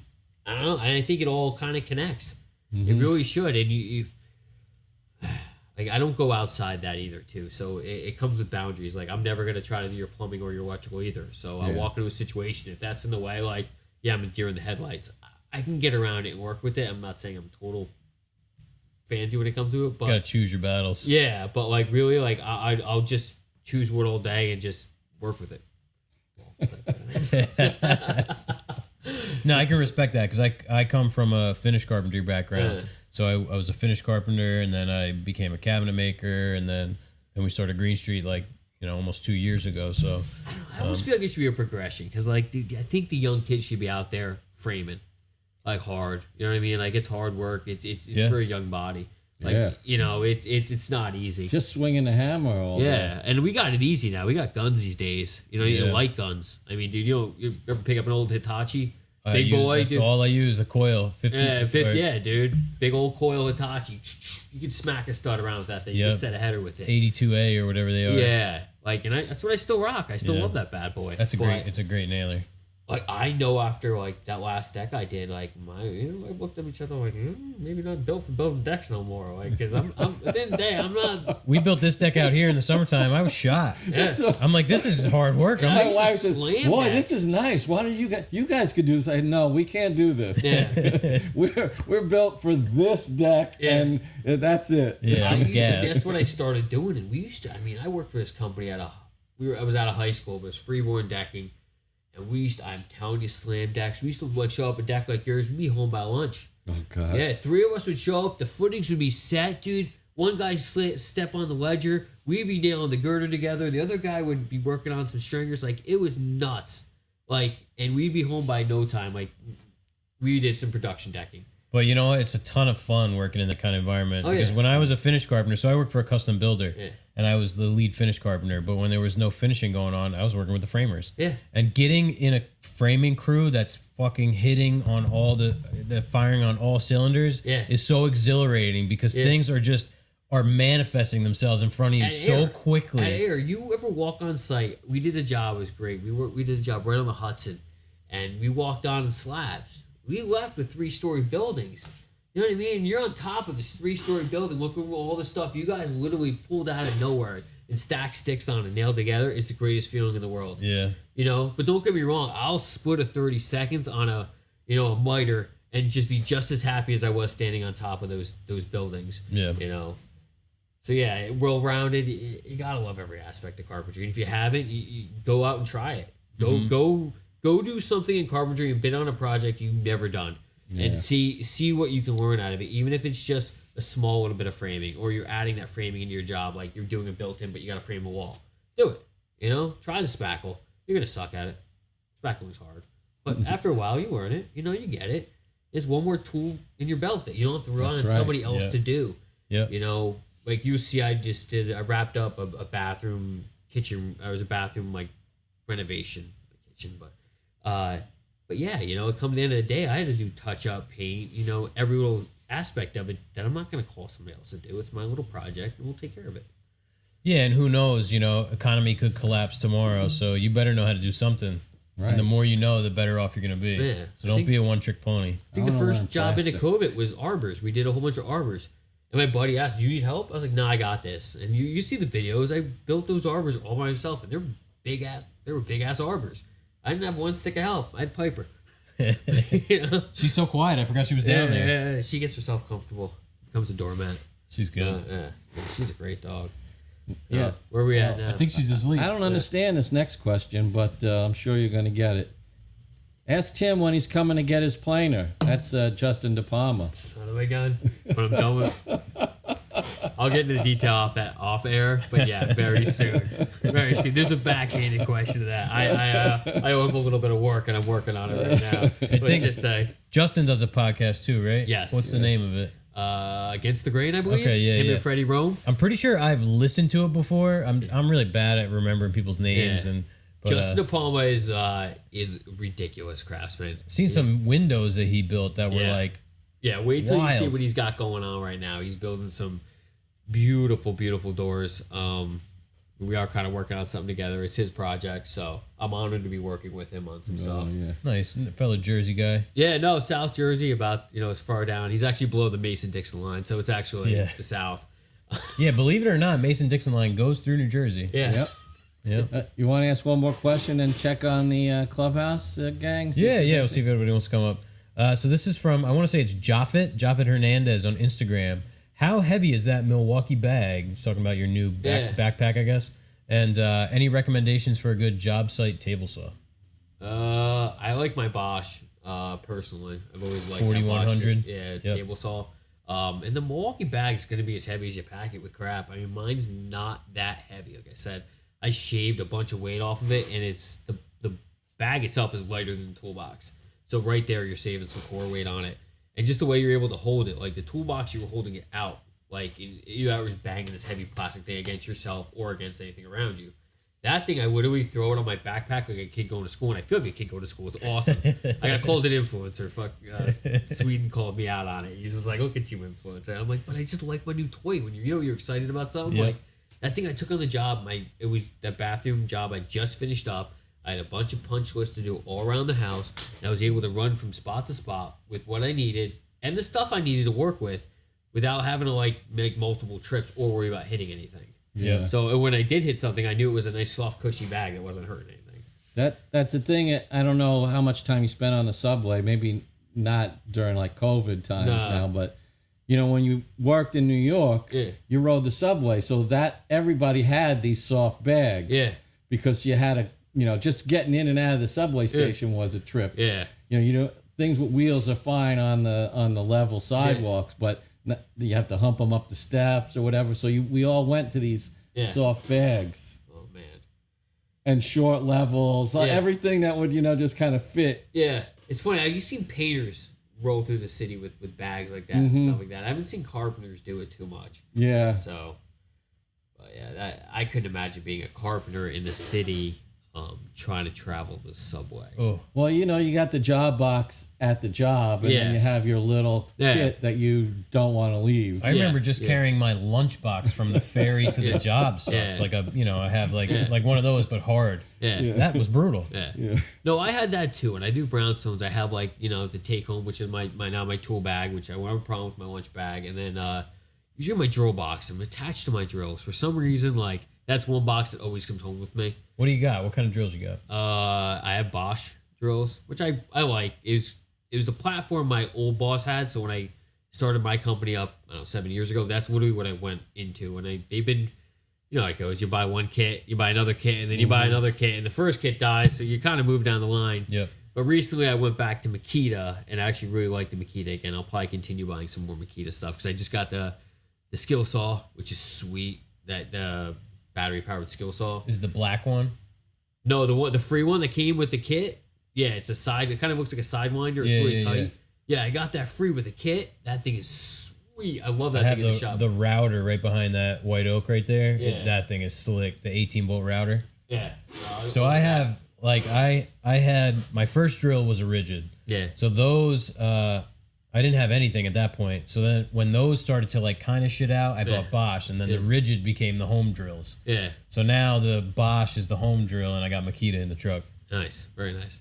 No, I originally was Makita because that's what you had back in the day. All right, so the story is I was at a company when I was early 20s. Everybody thinks they know what they're doing. So back in the day, I was a company called Busy Bee. All right, in my early 20s, and that used to run Makita. And then I started working for a bunch of people. I folded that company because I couldn't run a company. You're young It's not 20s, easy. yeah. And when I started back up, he was coming out of working for my boss, and he had Bosch. So I was like, Bosch is it. It's what we used on the jobs. But I'm going back to Makita. That just seems to be my tried and true. I like Makita. Always have Makita skill saws, Our big stuff is Makita, and those little tiny things we use in the shop or the Bosch. Yeah, we have the 12-volt Bosch drivers. And then Bosch chop saw, you look at it, everybody looks at it, it's like a dinosaur. The thing's from 02. I bought it. But the thing's my workhorse, and it's the thing I'm most comfortable with. It's the most accurate saw I have. 10-inch slotting compound. I've actually under there, I've got that Makita I saw that, yeah. X2. That thing is sweet. Yeah. No, that thing is really nice. I was trying that out in California before it came out. It was really nice. It does cut really nice. Yeah. I think it's really nice. We pull it out to cut, because that, so we had the old DeWalt. Rob had that thing for 15 years? Yeah, 20 years. Yeah. He never did anything to it, and it was still cutting dead nut square, cutting rough lumber only. Yeah. So you put a square board on there and cut it, and it was dead nuts. I'm not even kidding. Dead nuts. What saw was it? It was the over under DeWalt. Not the one that goes this way that they don't make anymore. Where we're still all steel stuff at the bottom. Yeah. So it finally gave up the ghost. We had some wild bind ups happen and stuff, and it was just it was done. So we bought that 12-inch Hitachi from my father-in-law. But we pull out that Makita to make miter. If we got a miter crown or something, we'll something important, we'll take that out. That's what I saw. That's what I'm probably going towards. That or the Milwaukee is he's got great eyes on. Yeah, too. Frank talks about that a Yeah, lot. he does too. So that, I was doing the floors in my old house, and I said to my wife, like, yeah, you know, if I'm going to do the floors, like, I'm really going to need a new miter saw. You got to get paid, you know? If you got to Yeah. wedge it into power tool for yourself to make it feel good, wedge it in power Yeah, tool. hey, It's all right. that's the a way it fair deal. works. You Yeah. want floors? Like, okay, new saw for me. Listen, we got to pay somebody. You want to pay me? It comes with the saw. You know, Yeah, it's all right. it you still know? worked out cheaper. Yeah, I'm sure. Yeah. We'll see. We're buying this house soon, so I don't know what kind of new tools are in my future. Well, let me know. Depends on I how got a much little money bit we of got everything, left. so you know what I mean? Yeah. You need the flooring gun. I got the flooring gun. Well, you know? After the $5,500 furnace and AC system we're putting in. All the favors are coming back, and I'm gonna have to start eating my better breakfast Yeah. because we're gonna have to put in a half a shift before work every day. Yeah. It's work. I mean, I remember before we moved into our house, I had to do a bathroom, which was just like, at that time, I was working for a company.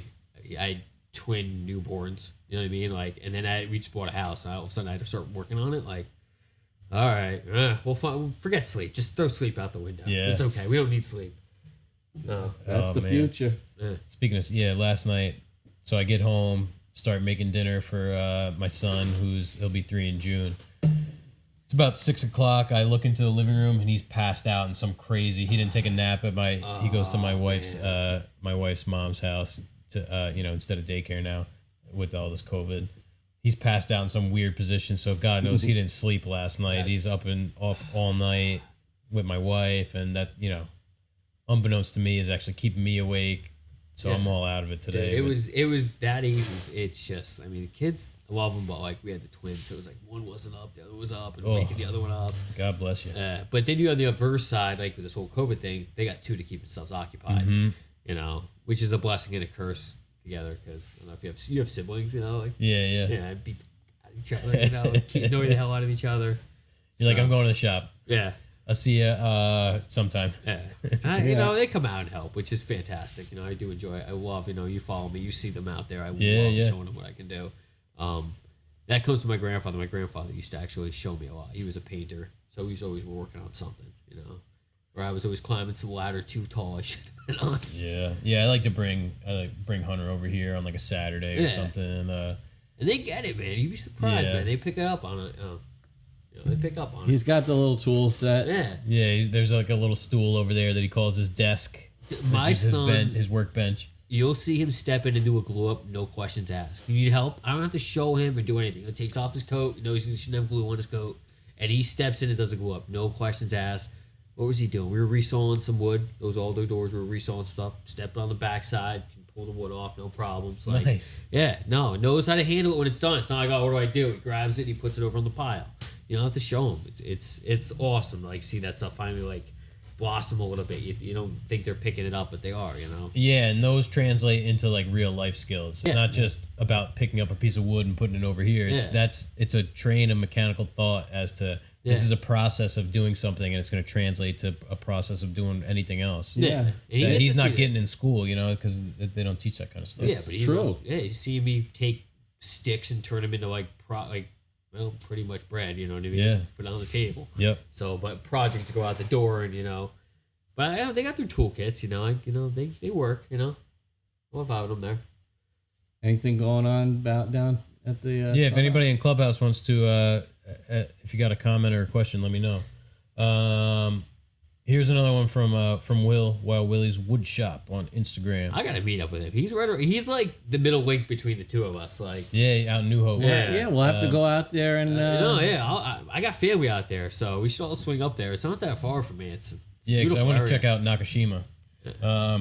Will says, I love how you have a minimal setup and get a maximum result, a form of efficiency that is rarely talked about. Do you see yourself doing just high-end millwork with a 6 shop in the future, or do you want to continue to have a broad variety of work you do? I think obviously as I get older in life, I'll be more selective what I do. And that's my wife always asks me about retirement. And I think retirement's just going to be more picky about what I do and more choosy about where I spend, my final time. That's it. I do see myself, probably once I'm in the works of building a nicer shop, slowing down and just staying there a little bit more. But I know as far as family, friends, and all that stuff, like they know I can't say no. Like that's half the problem. Like if I can't you can't get me on the phones because I don't want to say yes to your work at the point right now. Like, I'll pick up the phone. I'm ready. We kind of had a question about that. Was it last week or the week before? Yeah, the answer for us is just say no. Yeah. No. For family and friends, yeah. They know to pay me now at this point. I've gone through the first rounds of family with my first business, and they saw me literally go out of business because I was helping out the family so much. And I was like, you guys do realize this is part of your fault, you know, and it's my fault all around, but really, like, I allowed it to happen and by saying yes. And right, because you can't earn money. Yeah. Not only are you doing something for less than you need or free, you can't earn. You're tied up, Yeah, exactly. And you want to help people. You want to help your family. Of course, you know, but it's Say, I got Tim. I'll give you his number. Yeah, exactly. We have some just general questions now, not necessarily directed right at Tim. But all right. Low Country Modern, they're always coming at us with some good questions. They say, if cabinet building is your bread and butter, what would be your Reese's cup? And don't tell me you say Reese's cup, because that's not what it is. It's Reese's cup. Yeah. Oh, man. What's my Reese's cup? I don't know. What do you think, Rob? You got something? Yeah, I do. I think you'll agree with this. I think it's the work we do in the churches. Yeah. It's some very enjoyable work, stuff that we know is going to be long standing. It's going to be there for 100 years or 50 better. Minimum. They're hoping for 100. It gets to be solid wood. We have a good enough reputation for the few churches we've done in the area that we do get to sort of lead the design. I mean, I'll say the doors then. I mean, at that point, because I'm hoping the doors are there forever, and I don't get to do them as much as everybody thinks I do. Here's the deal. I probably, could do more of the doors, and one of the things I do have to work on is my business, pick up the phone, talking to people more, better with emails. But with that being said, I could probably do nothing but doors, but I don't want to do nothing but doors, Yeah, like I don't want to do nothing but church work. It's good to have a variety of... Yeah, once every other year, I would probably, say historic they're big work. jobs. That's what I would say is my Reese's. Is historic work. Like if you'd get me into like an old church or like an old like building period, and you just said, "Hey, I need this duplicated and that duplicated," and this.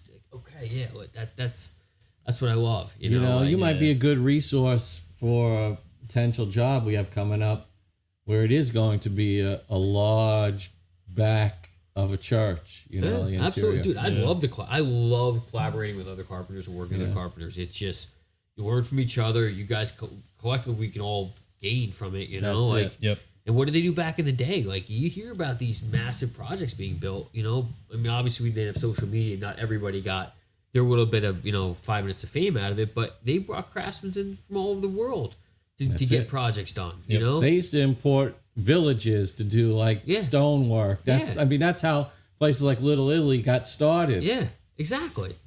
But they don't do that now because everybody wants to make $1 and have the glory to themselves. Yep. One of the last people I know about doing that, and I don't know who else has done this, but Chris from Generations Handcrafted had the Manhattan Beach project, which was I don't know how many years ago that was, but he brought in all sorts of Instagrammers.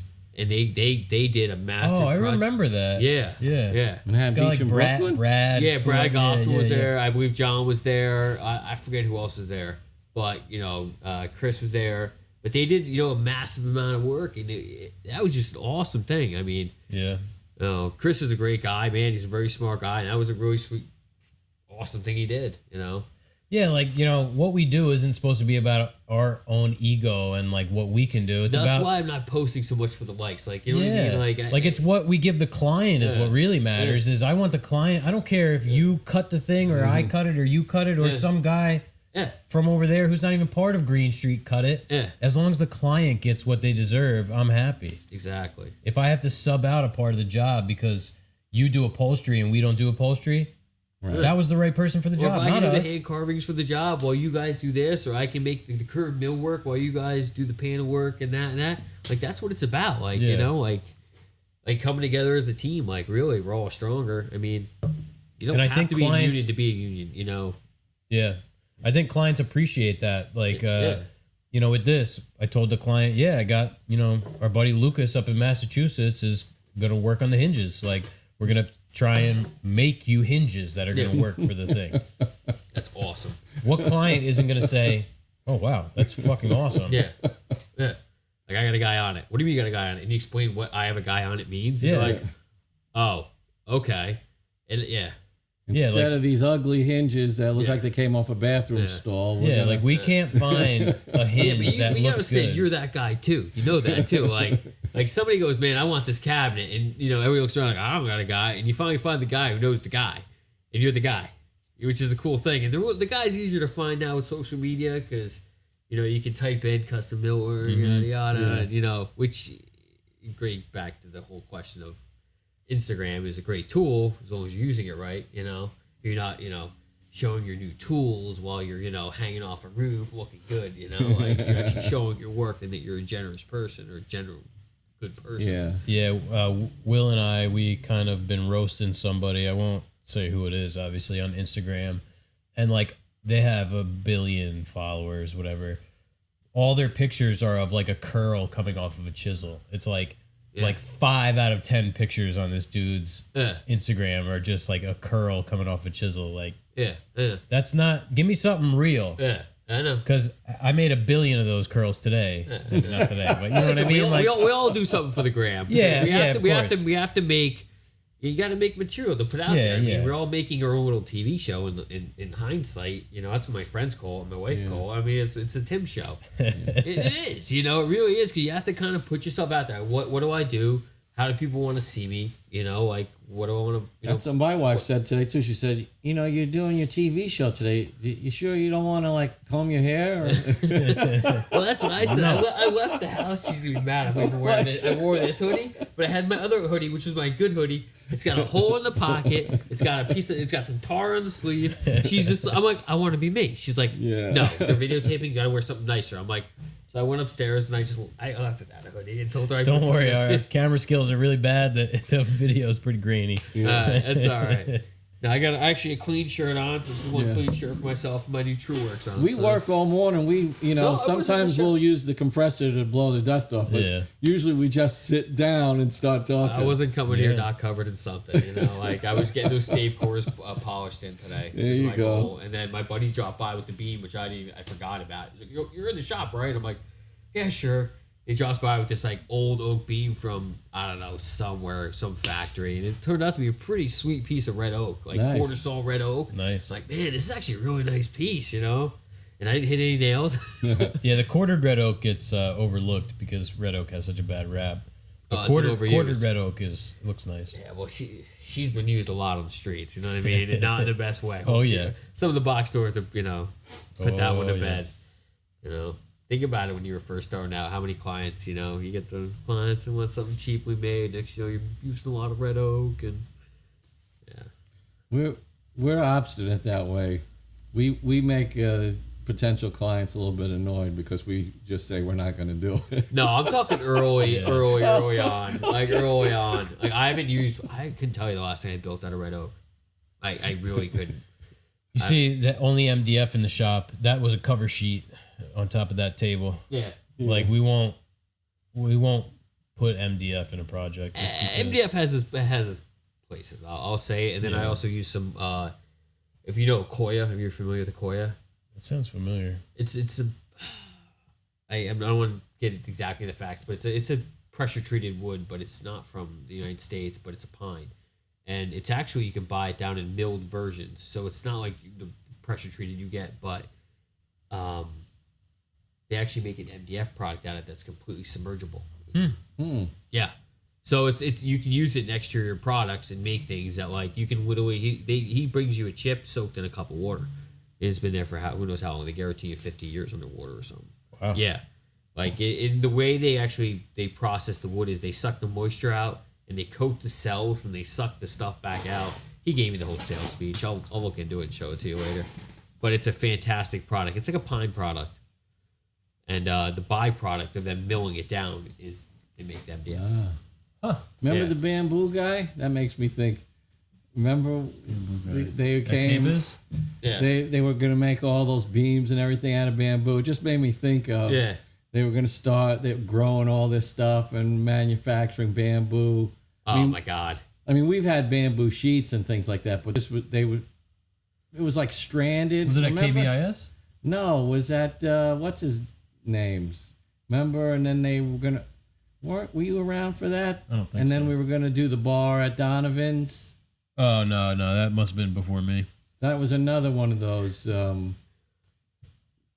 Somebody was going to take over the lumber world. Yeah. With sort of a renewable. No, it's funny. This thing. is stuff I didn't even know about in my salesman. I deal with Rex. Do you guys deal with Rex too? Pretty close to here. No, Rex our lumber? stuff comes from Pennsylvania. Yeah. Do you know about Rex? Yeah, their price is a little high for us.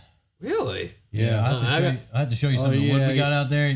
You're gonna be converted. Rex is going to be your old supplier. Yeah. All right, that's good. Yeah, even if you gotta come down here to pick it up. That's right. Listen, I think they go that far north. usually all these places have a place that goes up north. So hold on, I'm looking at a Koya right now here for you. So here's a prime example. I mean, I've definitely heard that term before. I can't put a picture to it in my head. Koya wood, Koya NA. We got a question from our buddy Jack Thornton. Yeah. All right, hit it. Let's go. Jack's in Australia. He's, this is the great part, man. Yeah. I have a couple of guys in Australia I talk to, and it's just mind-boggling. I've been trying to send Jack a invite to Clubhouse, but I don't know, my phone doesn't want to. It says it's sent the text, but I don't know. It doesn't want to text to Australia. So he says, "Do you guys have a designated pub lunch day? Tradition in Australia is to buy food on Fridays." Yeah, it's not quite designated, but like today was one of those days. Wednesday sounds like a good day. Hump day, get it out of the way. We got lunch on Friday. Yeah. So we actually won. Oliver had a giveaway. I don't even know. See, it's like a clear pine kind of looking wood. Oh, that's pretty cool. No, it is. You get it in clear pine. You can stain it. You can paint it. It's great wood. Yeah.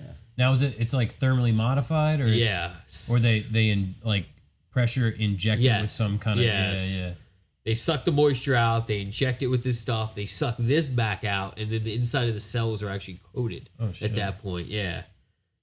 You can look up the process. We'll look it up later. You get the whole thing. We're not on a sales pitch here for Akoya, but it's a great product. Rep in here. Yeah. Yes. So Oliver did this giveaway, post a thing with a picture of your Oliver tool. Yeah. And this is going back. That's almost a year ago. Maybe where the sweatshirt comes from? Maybe more. No, we bought, we just bought almost $7,000 worth of machines. Nice. Well, you got one too, right? Yeah. All right, good. We have an extra that we're going to give away. But yeah, so we won a $50 Visa gift card. And it's just been thumbtacked to the wall there for 18 months or something. So we're we gotta use this. Let's get lunch. So there's a Mediterranean joint up the road, and we got. So we're what happens with these things? You spend $45, and then there's $5 on it for until it expires, and you throw it away. So we're we gotta spend $50. So we got $50 worth of lunch. I didn't eat dinner that day. I did. It was good though. Yeah. Nice.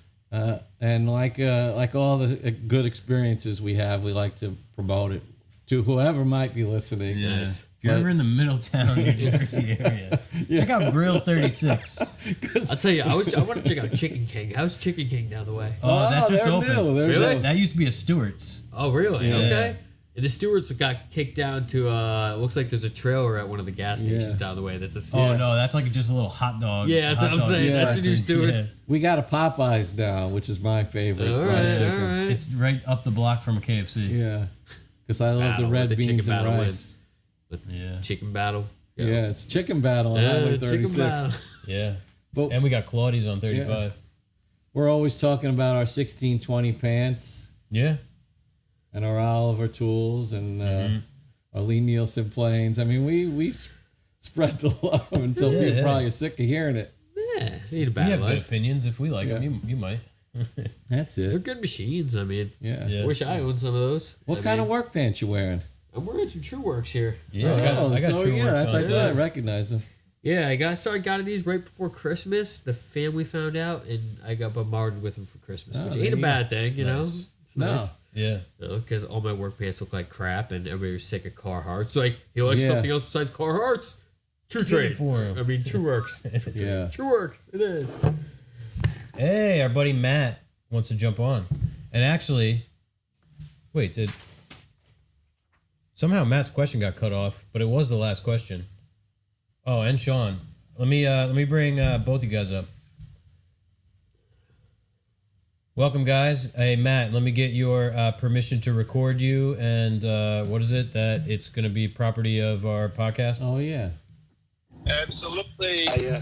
Understood loud and clear. Being recorded. Audio property is yours.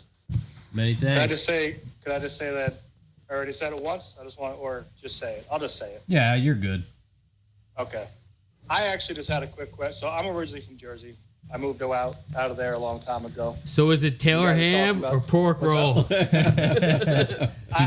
Pork roll, egg and cheese, SPK. Yeah, baby. I'll still fight a fight from here. You guys ever have Peter Pank? I just had to bring up the diner. No. Ever had what? No? Peter Pank Diner, man. It was the place, 24 hours. Where is it? Where? So it was in Sayreville, South Amboy area. Oh, that's right near us. Yeah, so I grew up in Sayreville. Nice. Yeah, Peter Pank is gone now. I mean, I think they were selling drugs out of it or something. I don't know, but I'm not it was surprised. a fun place. Not a Jersey diner. Never. No. A strip club next door? They did. Route 35. Route 35, there was a bunch of clubs right over there. Yeah, there In still that are. area. All It's been a right. long time. You guys were just talking about it. It was just making me reminisce a little bit. That's all I had to say. Oh, it's good to hear from you. Thanks, John. Nice. Thanks for chiming in. Hey, Matt, before you jump in, we got to ask your question. Matt wanted to know about our aprons and if they're worth it. Oh, of course they are. I mean, our aprons. Where are they from? They come from Calavera, and we do get a lot of asks about it. They're distinctive. I mean, they're all one-offs. Every single apron is handmade, one at a time. And although he does have sort of like a standard-ish kind of layout, Yeah. like when I had mine made, I bugged him for a couple of weeks and made little cardboard mock-ups.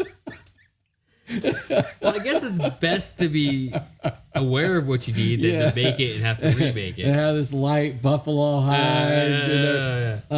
Yeah, they're definitely worth it. Once you go to something like that, it's hard to go back. There's the pride of wearing somebody else's craftsmanship. Yep. That Absolutely. I think is at least half of it. Like when I put it on in the morning, that's what I feel. No, I wear an Atlas 46. I like that. Mm-hmm. I didn't know about the leather aprons. But I also, man, I'm wearing mine also out in the field, like where it gets hot and sweaty. It's not as hot as you think. I don't know. You have to give him a test drive. In 100-degree heat, out in humidity. Oh, well, just... Yeah, no, I'll give it a test drive. But I'm just saying, like I hate wearing anything as it is, let alone another piece of leather. Yeah. In the summertime, like I hate wearing even the nylon or whatever they make that out of, the breathable the material. ballistic But stuff. yeah, it's just still, it's like I keep that Atlas 46 clip. They have that pocket clip for the tape measure. I keep that in my. That's where my tape is clipped. I To tell make you it what, easy though, to go on and off. looking at yours, I both of them, I probably would steer more towards that's yours, Drew? Yeah. Probably Mine's a something little like more that in the base. shop. That's a base model. Yeah, something like that in the shop, right? Just only need a couple pockets and some stuff to go up top. Yeah, so Matt, Calavera Tool down in Charleston, South Carolina. Michael is the man down there, ex-Festool guy. I mean, worth every penny and then some, I'd say. Yeah. Without a doubt. I mean, even if it takes like biting on a bullet for a month or two to absorb that initial price shock. But when you're buying a good tool, that goes away. Yeah. It really does. Like, you soon forget what you spent on it because you're still enjoying it. Yep. The other thing is, if you're looking at any sort of like custom or semi-custom workwear, it's in the same ballpark. Yeah. It's not like astronomically priced compared to its competitors. It's just if you're switching from like a canvas apron from Duluth, let's say, to one of these, then you're going to go, holy crap. How am I going to hide the cost of this from my wife? I'm definitely familiar with Calavera for sure. I've been following him for a while. I know a lot of guys have that apron. I could definitely justify the cost, like you guys were saying, just purely based on how many pieces of clothing and some nice pieces of clothing that I've ruined by getting wood glue into the fibers of the fabric. And once that stuff's set in there, by the time you rip it out, you basically have to destroy the actual piece of material to try to pick that little chunk out. So yeah, I'm thinking just based on that alone, a couple of jackets, a couple of pairs of pants, I could definitely have saved myself that just by making that investment. I know that customization thing is definitely super cool. I would be I almost feel like it would be too many options in a way. Like I would spend so much time like thinking about it, but at the same time, I'm sure like if you guys had an apron before, I've personally never worn an apron. I run around my shop like an idiot, picking stuff up and putting it down everywhere, putting stuff in my pockets and whatever. So there definitely is room for improvement in that category. But I was definitely curious, because the ones that you guys wear look, you guys wear them often, so I'm assuming that they're comfortable and whatever. So I was curious about that. And then the reason actually I popped up here, I'm driving my built-in to the painter right now, only like 6 or 7 hours later than I was supposed to do it today, because one of those things where just the amount of work that's left is just, you've been minimizing it in your head the entire time just because you're trying to get to the finish line. Nah, there's just so many steps that you can't skip, and you just got to do them. And it's just like, oh my God, you start writing out a list and you're like, wow, I thought, I would be leaving my house in 30 minutes. In reality, I have 5 hours more of work to do. So, oh yeah, I know that. Loading the truck, the load and of the wrapping up drive. all the doors, and doing the plastic and the blankets and strapping everything down carefully. Like, it's just such a freaking process. And I was, you guys would have been pretty impressed. I got that 56 by 25 by, what is it? I don't even know, 48 wide or something like that. Out of the shop by myself and into the truck. Oh, God. And it didn't get damaged, which is pretty impressive. Well, I had confidence in you after you told me about getting that, what was it, the table saw out of your truck? No, the planer was actually the one that was in the bed. That was the crazy, I built the gantry, that crazy thing. Yeah, I've done that. That's how I got my shop box out of my truck. It's not pretty. Matt's got a 20-inch Tanowitz table saw. It's absolutely 20-inch blade. 5 horsepower, direct driven. Yeah. Watch your fingers and your toes. That's right. That'll take off a limb. Yeah, oh yeah. Sure. I run it with a 16 because that's what came in it. And I have a couple spares that I had sharpened up. So I'm definitely, good for a while as far as, not needing anything with the 16-inch What does a 20-inch blade cost? I had no idea. Yeah. Before I owned this saw, I never really could conceive something having a 20-inch blade inside of it. So it's pretty cool to have the capacity. I don't know if I'll ever actually invest I don't even know what a 20-inch blade would cost new. Probably, Gotta I don't be know, $500 maybe. Yeah, I was gonna say $350 maybe at the bottom. What'd you say? $250? Yeah, I was gonna say $350 maybe, because you get a decent 10-inch blade for $150. A good 10-inch blade for $150. Yeah, it does. Yeah, like Forest or something. What do you actually? That's a good. You got a second for a quick side topic. What do you guys like for blades? That's another thing I've never really invested in, especially now that I've had all this inherited equipment. Forest. Tim says Forest. We like Forest and Ridge Carbide. Yeah, Ridge Carbide too. Which Ridge Carbide is now, I don't know if you knew this, they moved from New Jersey out to Kansas or Kentucky? No, Kansas. Kansas.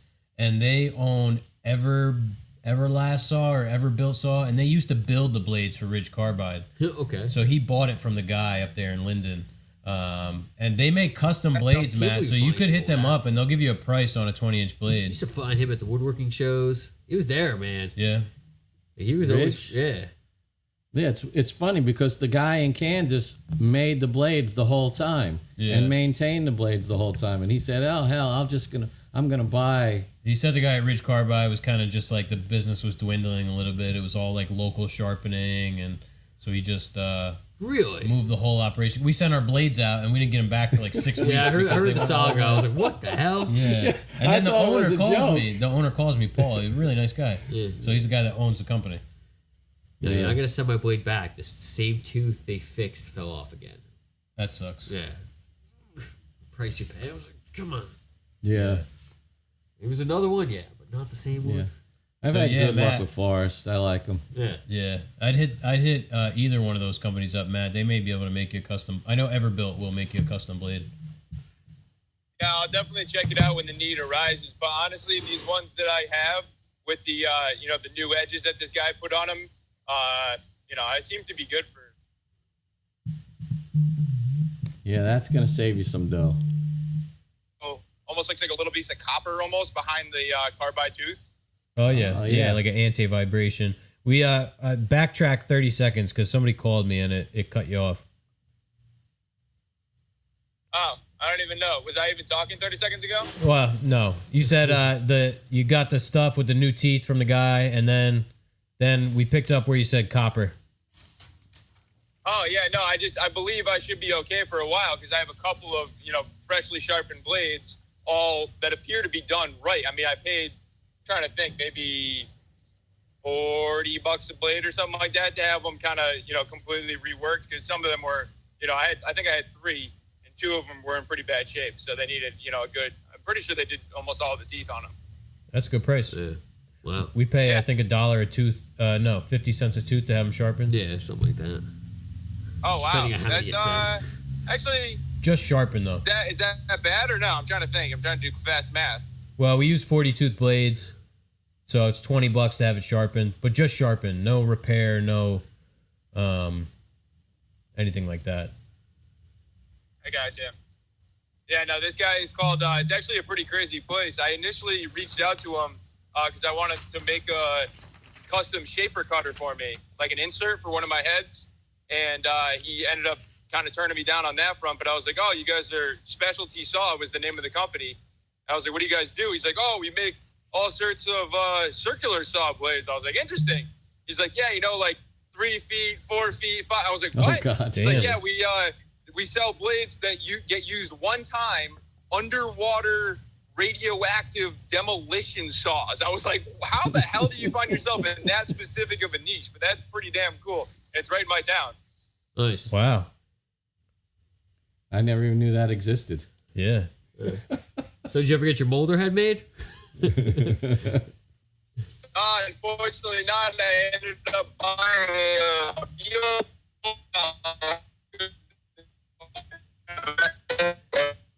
Matt just went through a tunnel. Let me hear for a second. We caught a little bit of that, but it sounded like you were a robot for a second.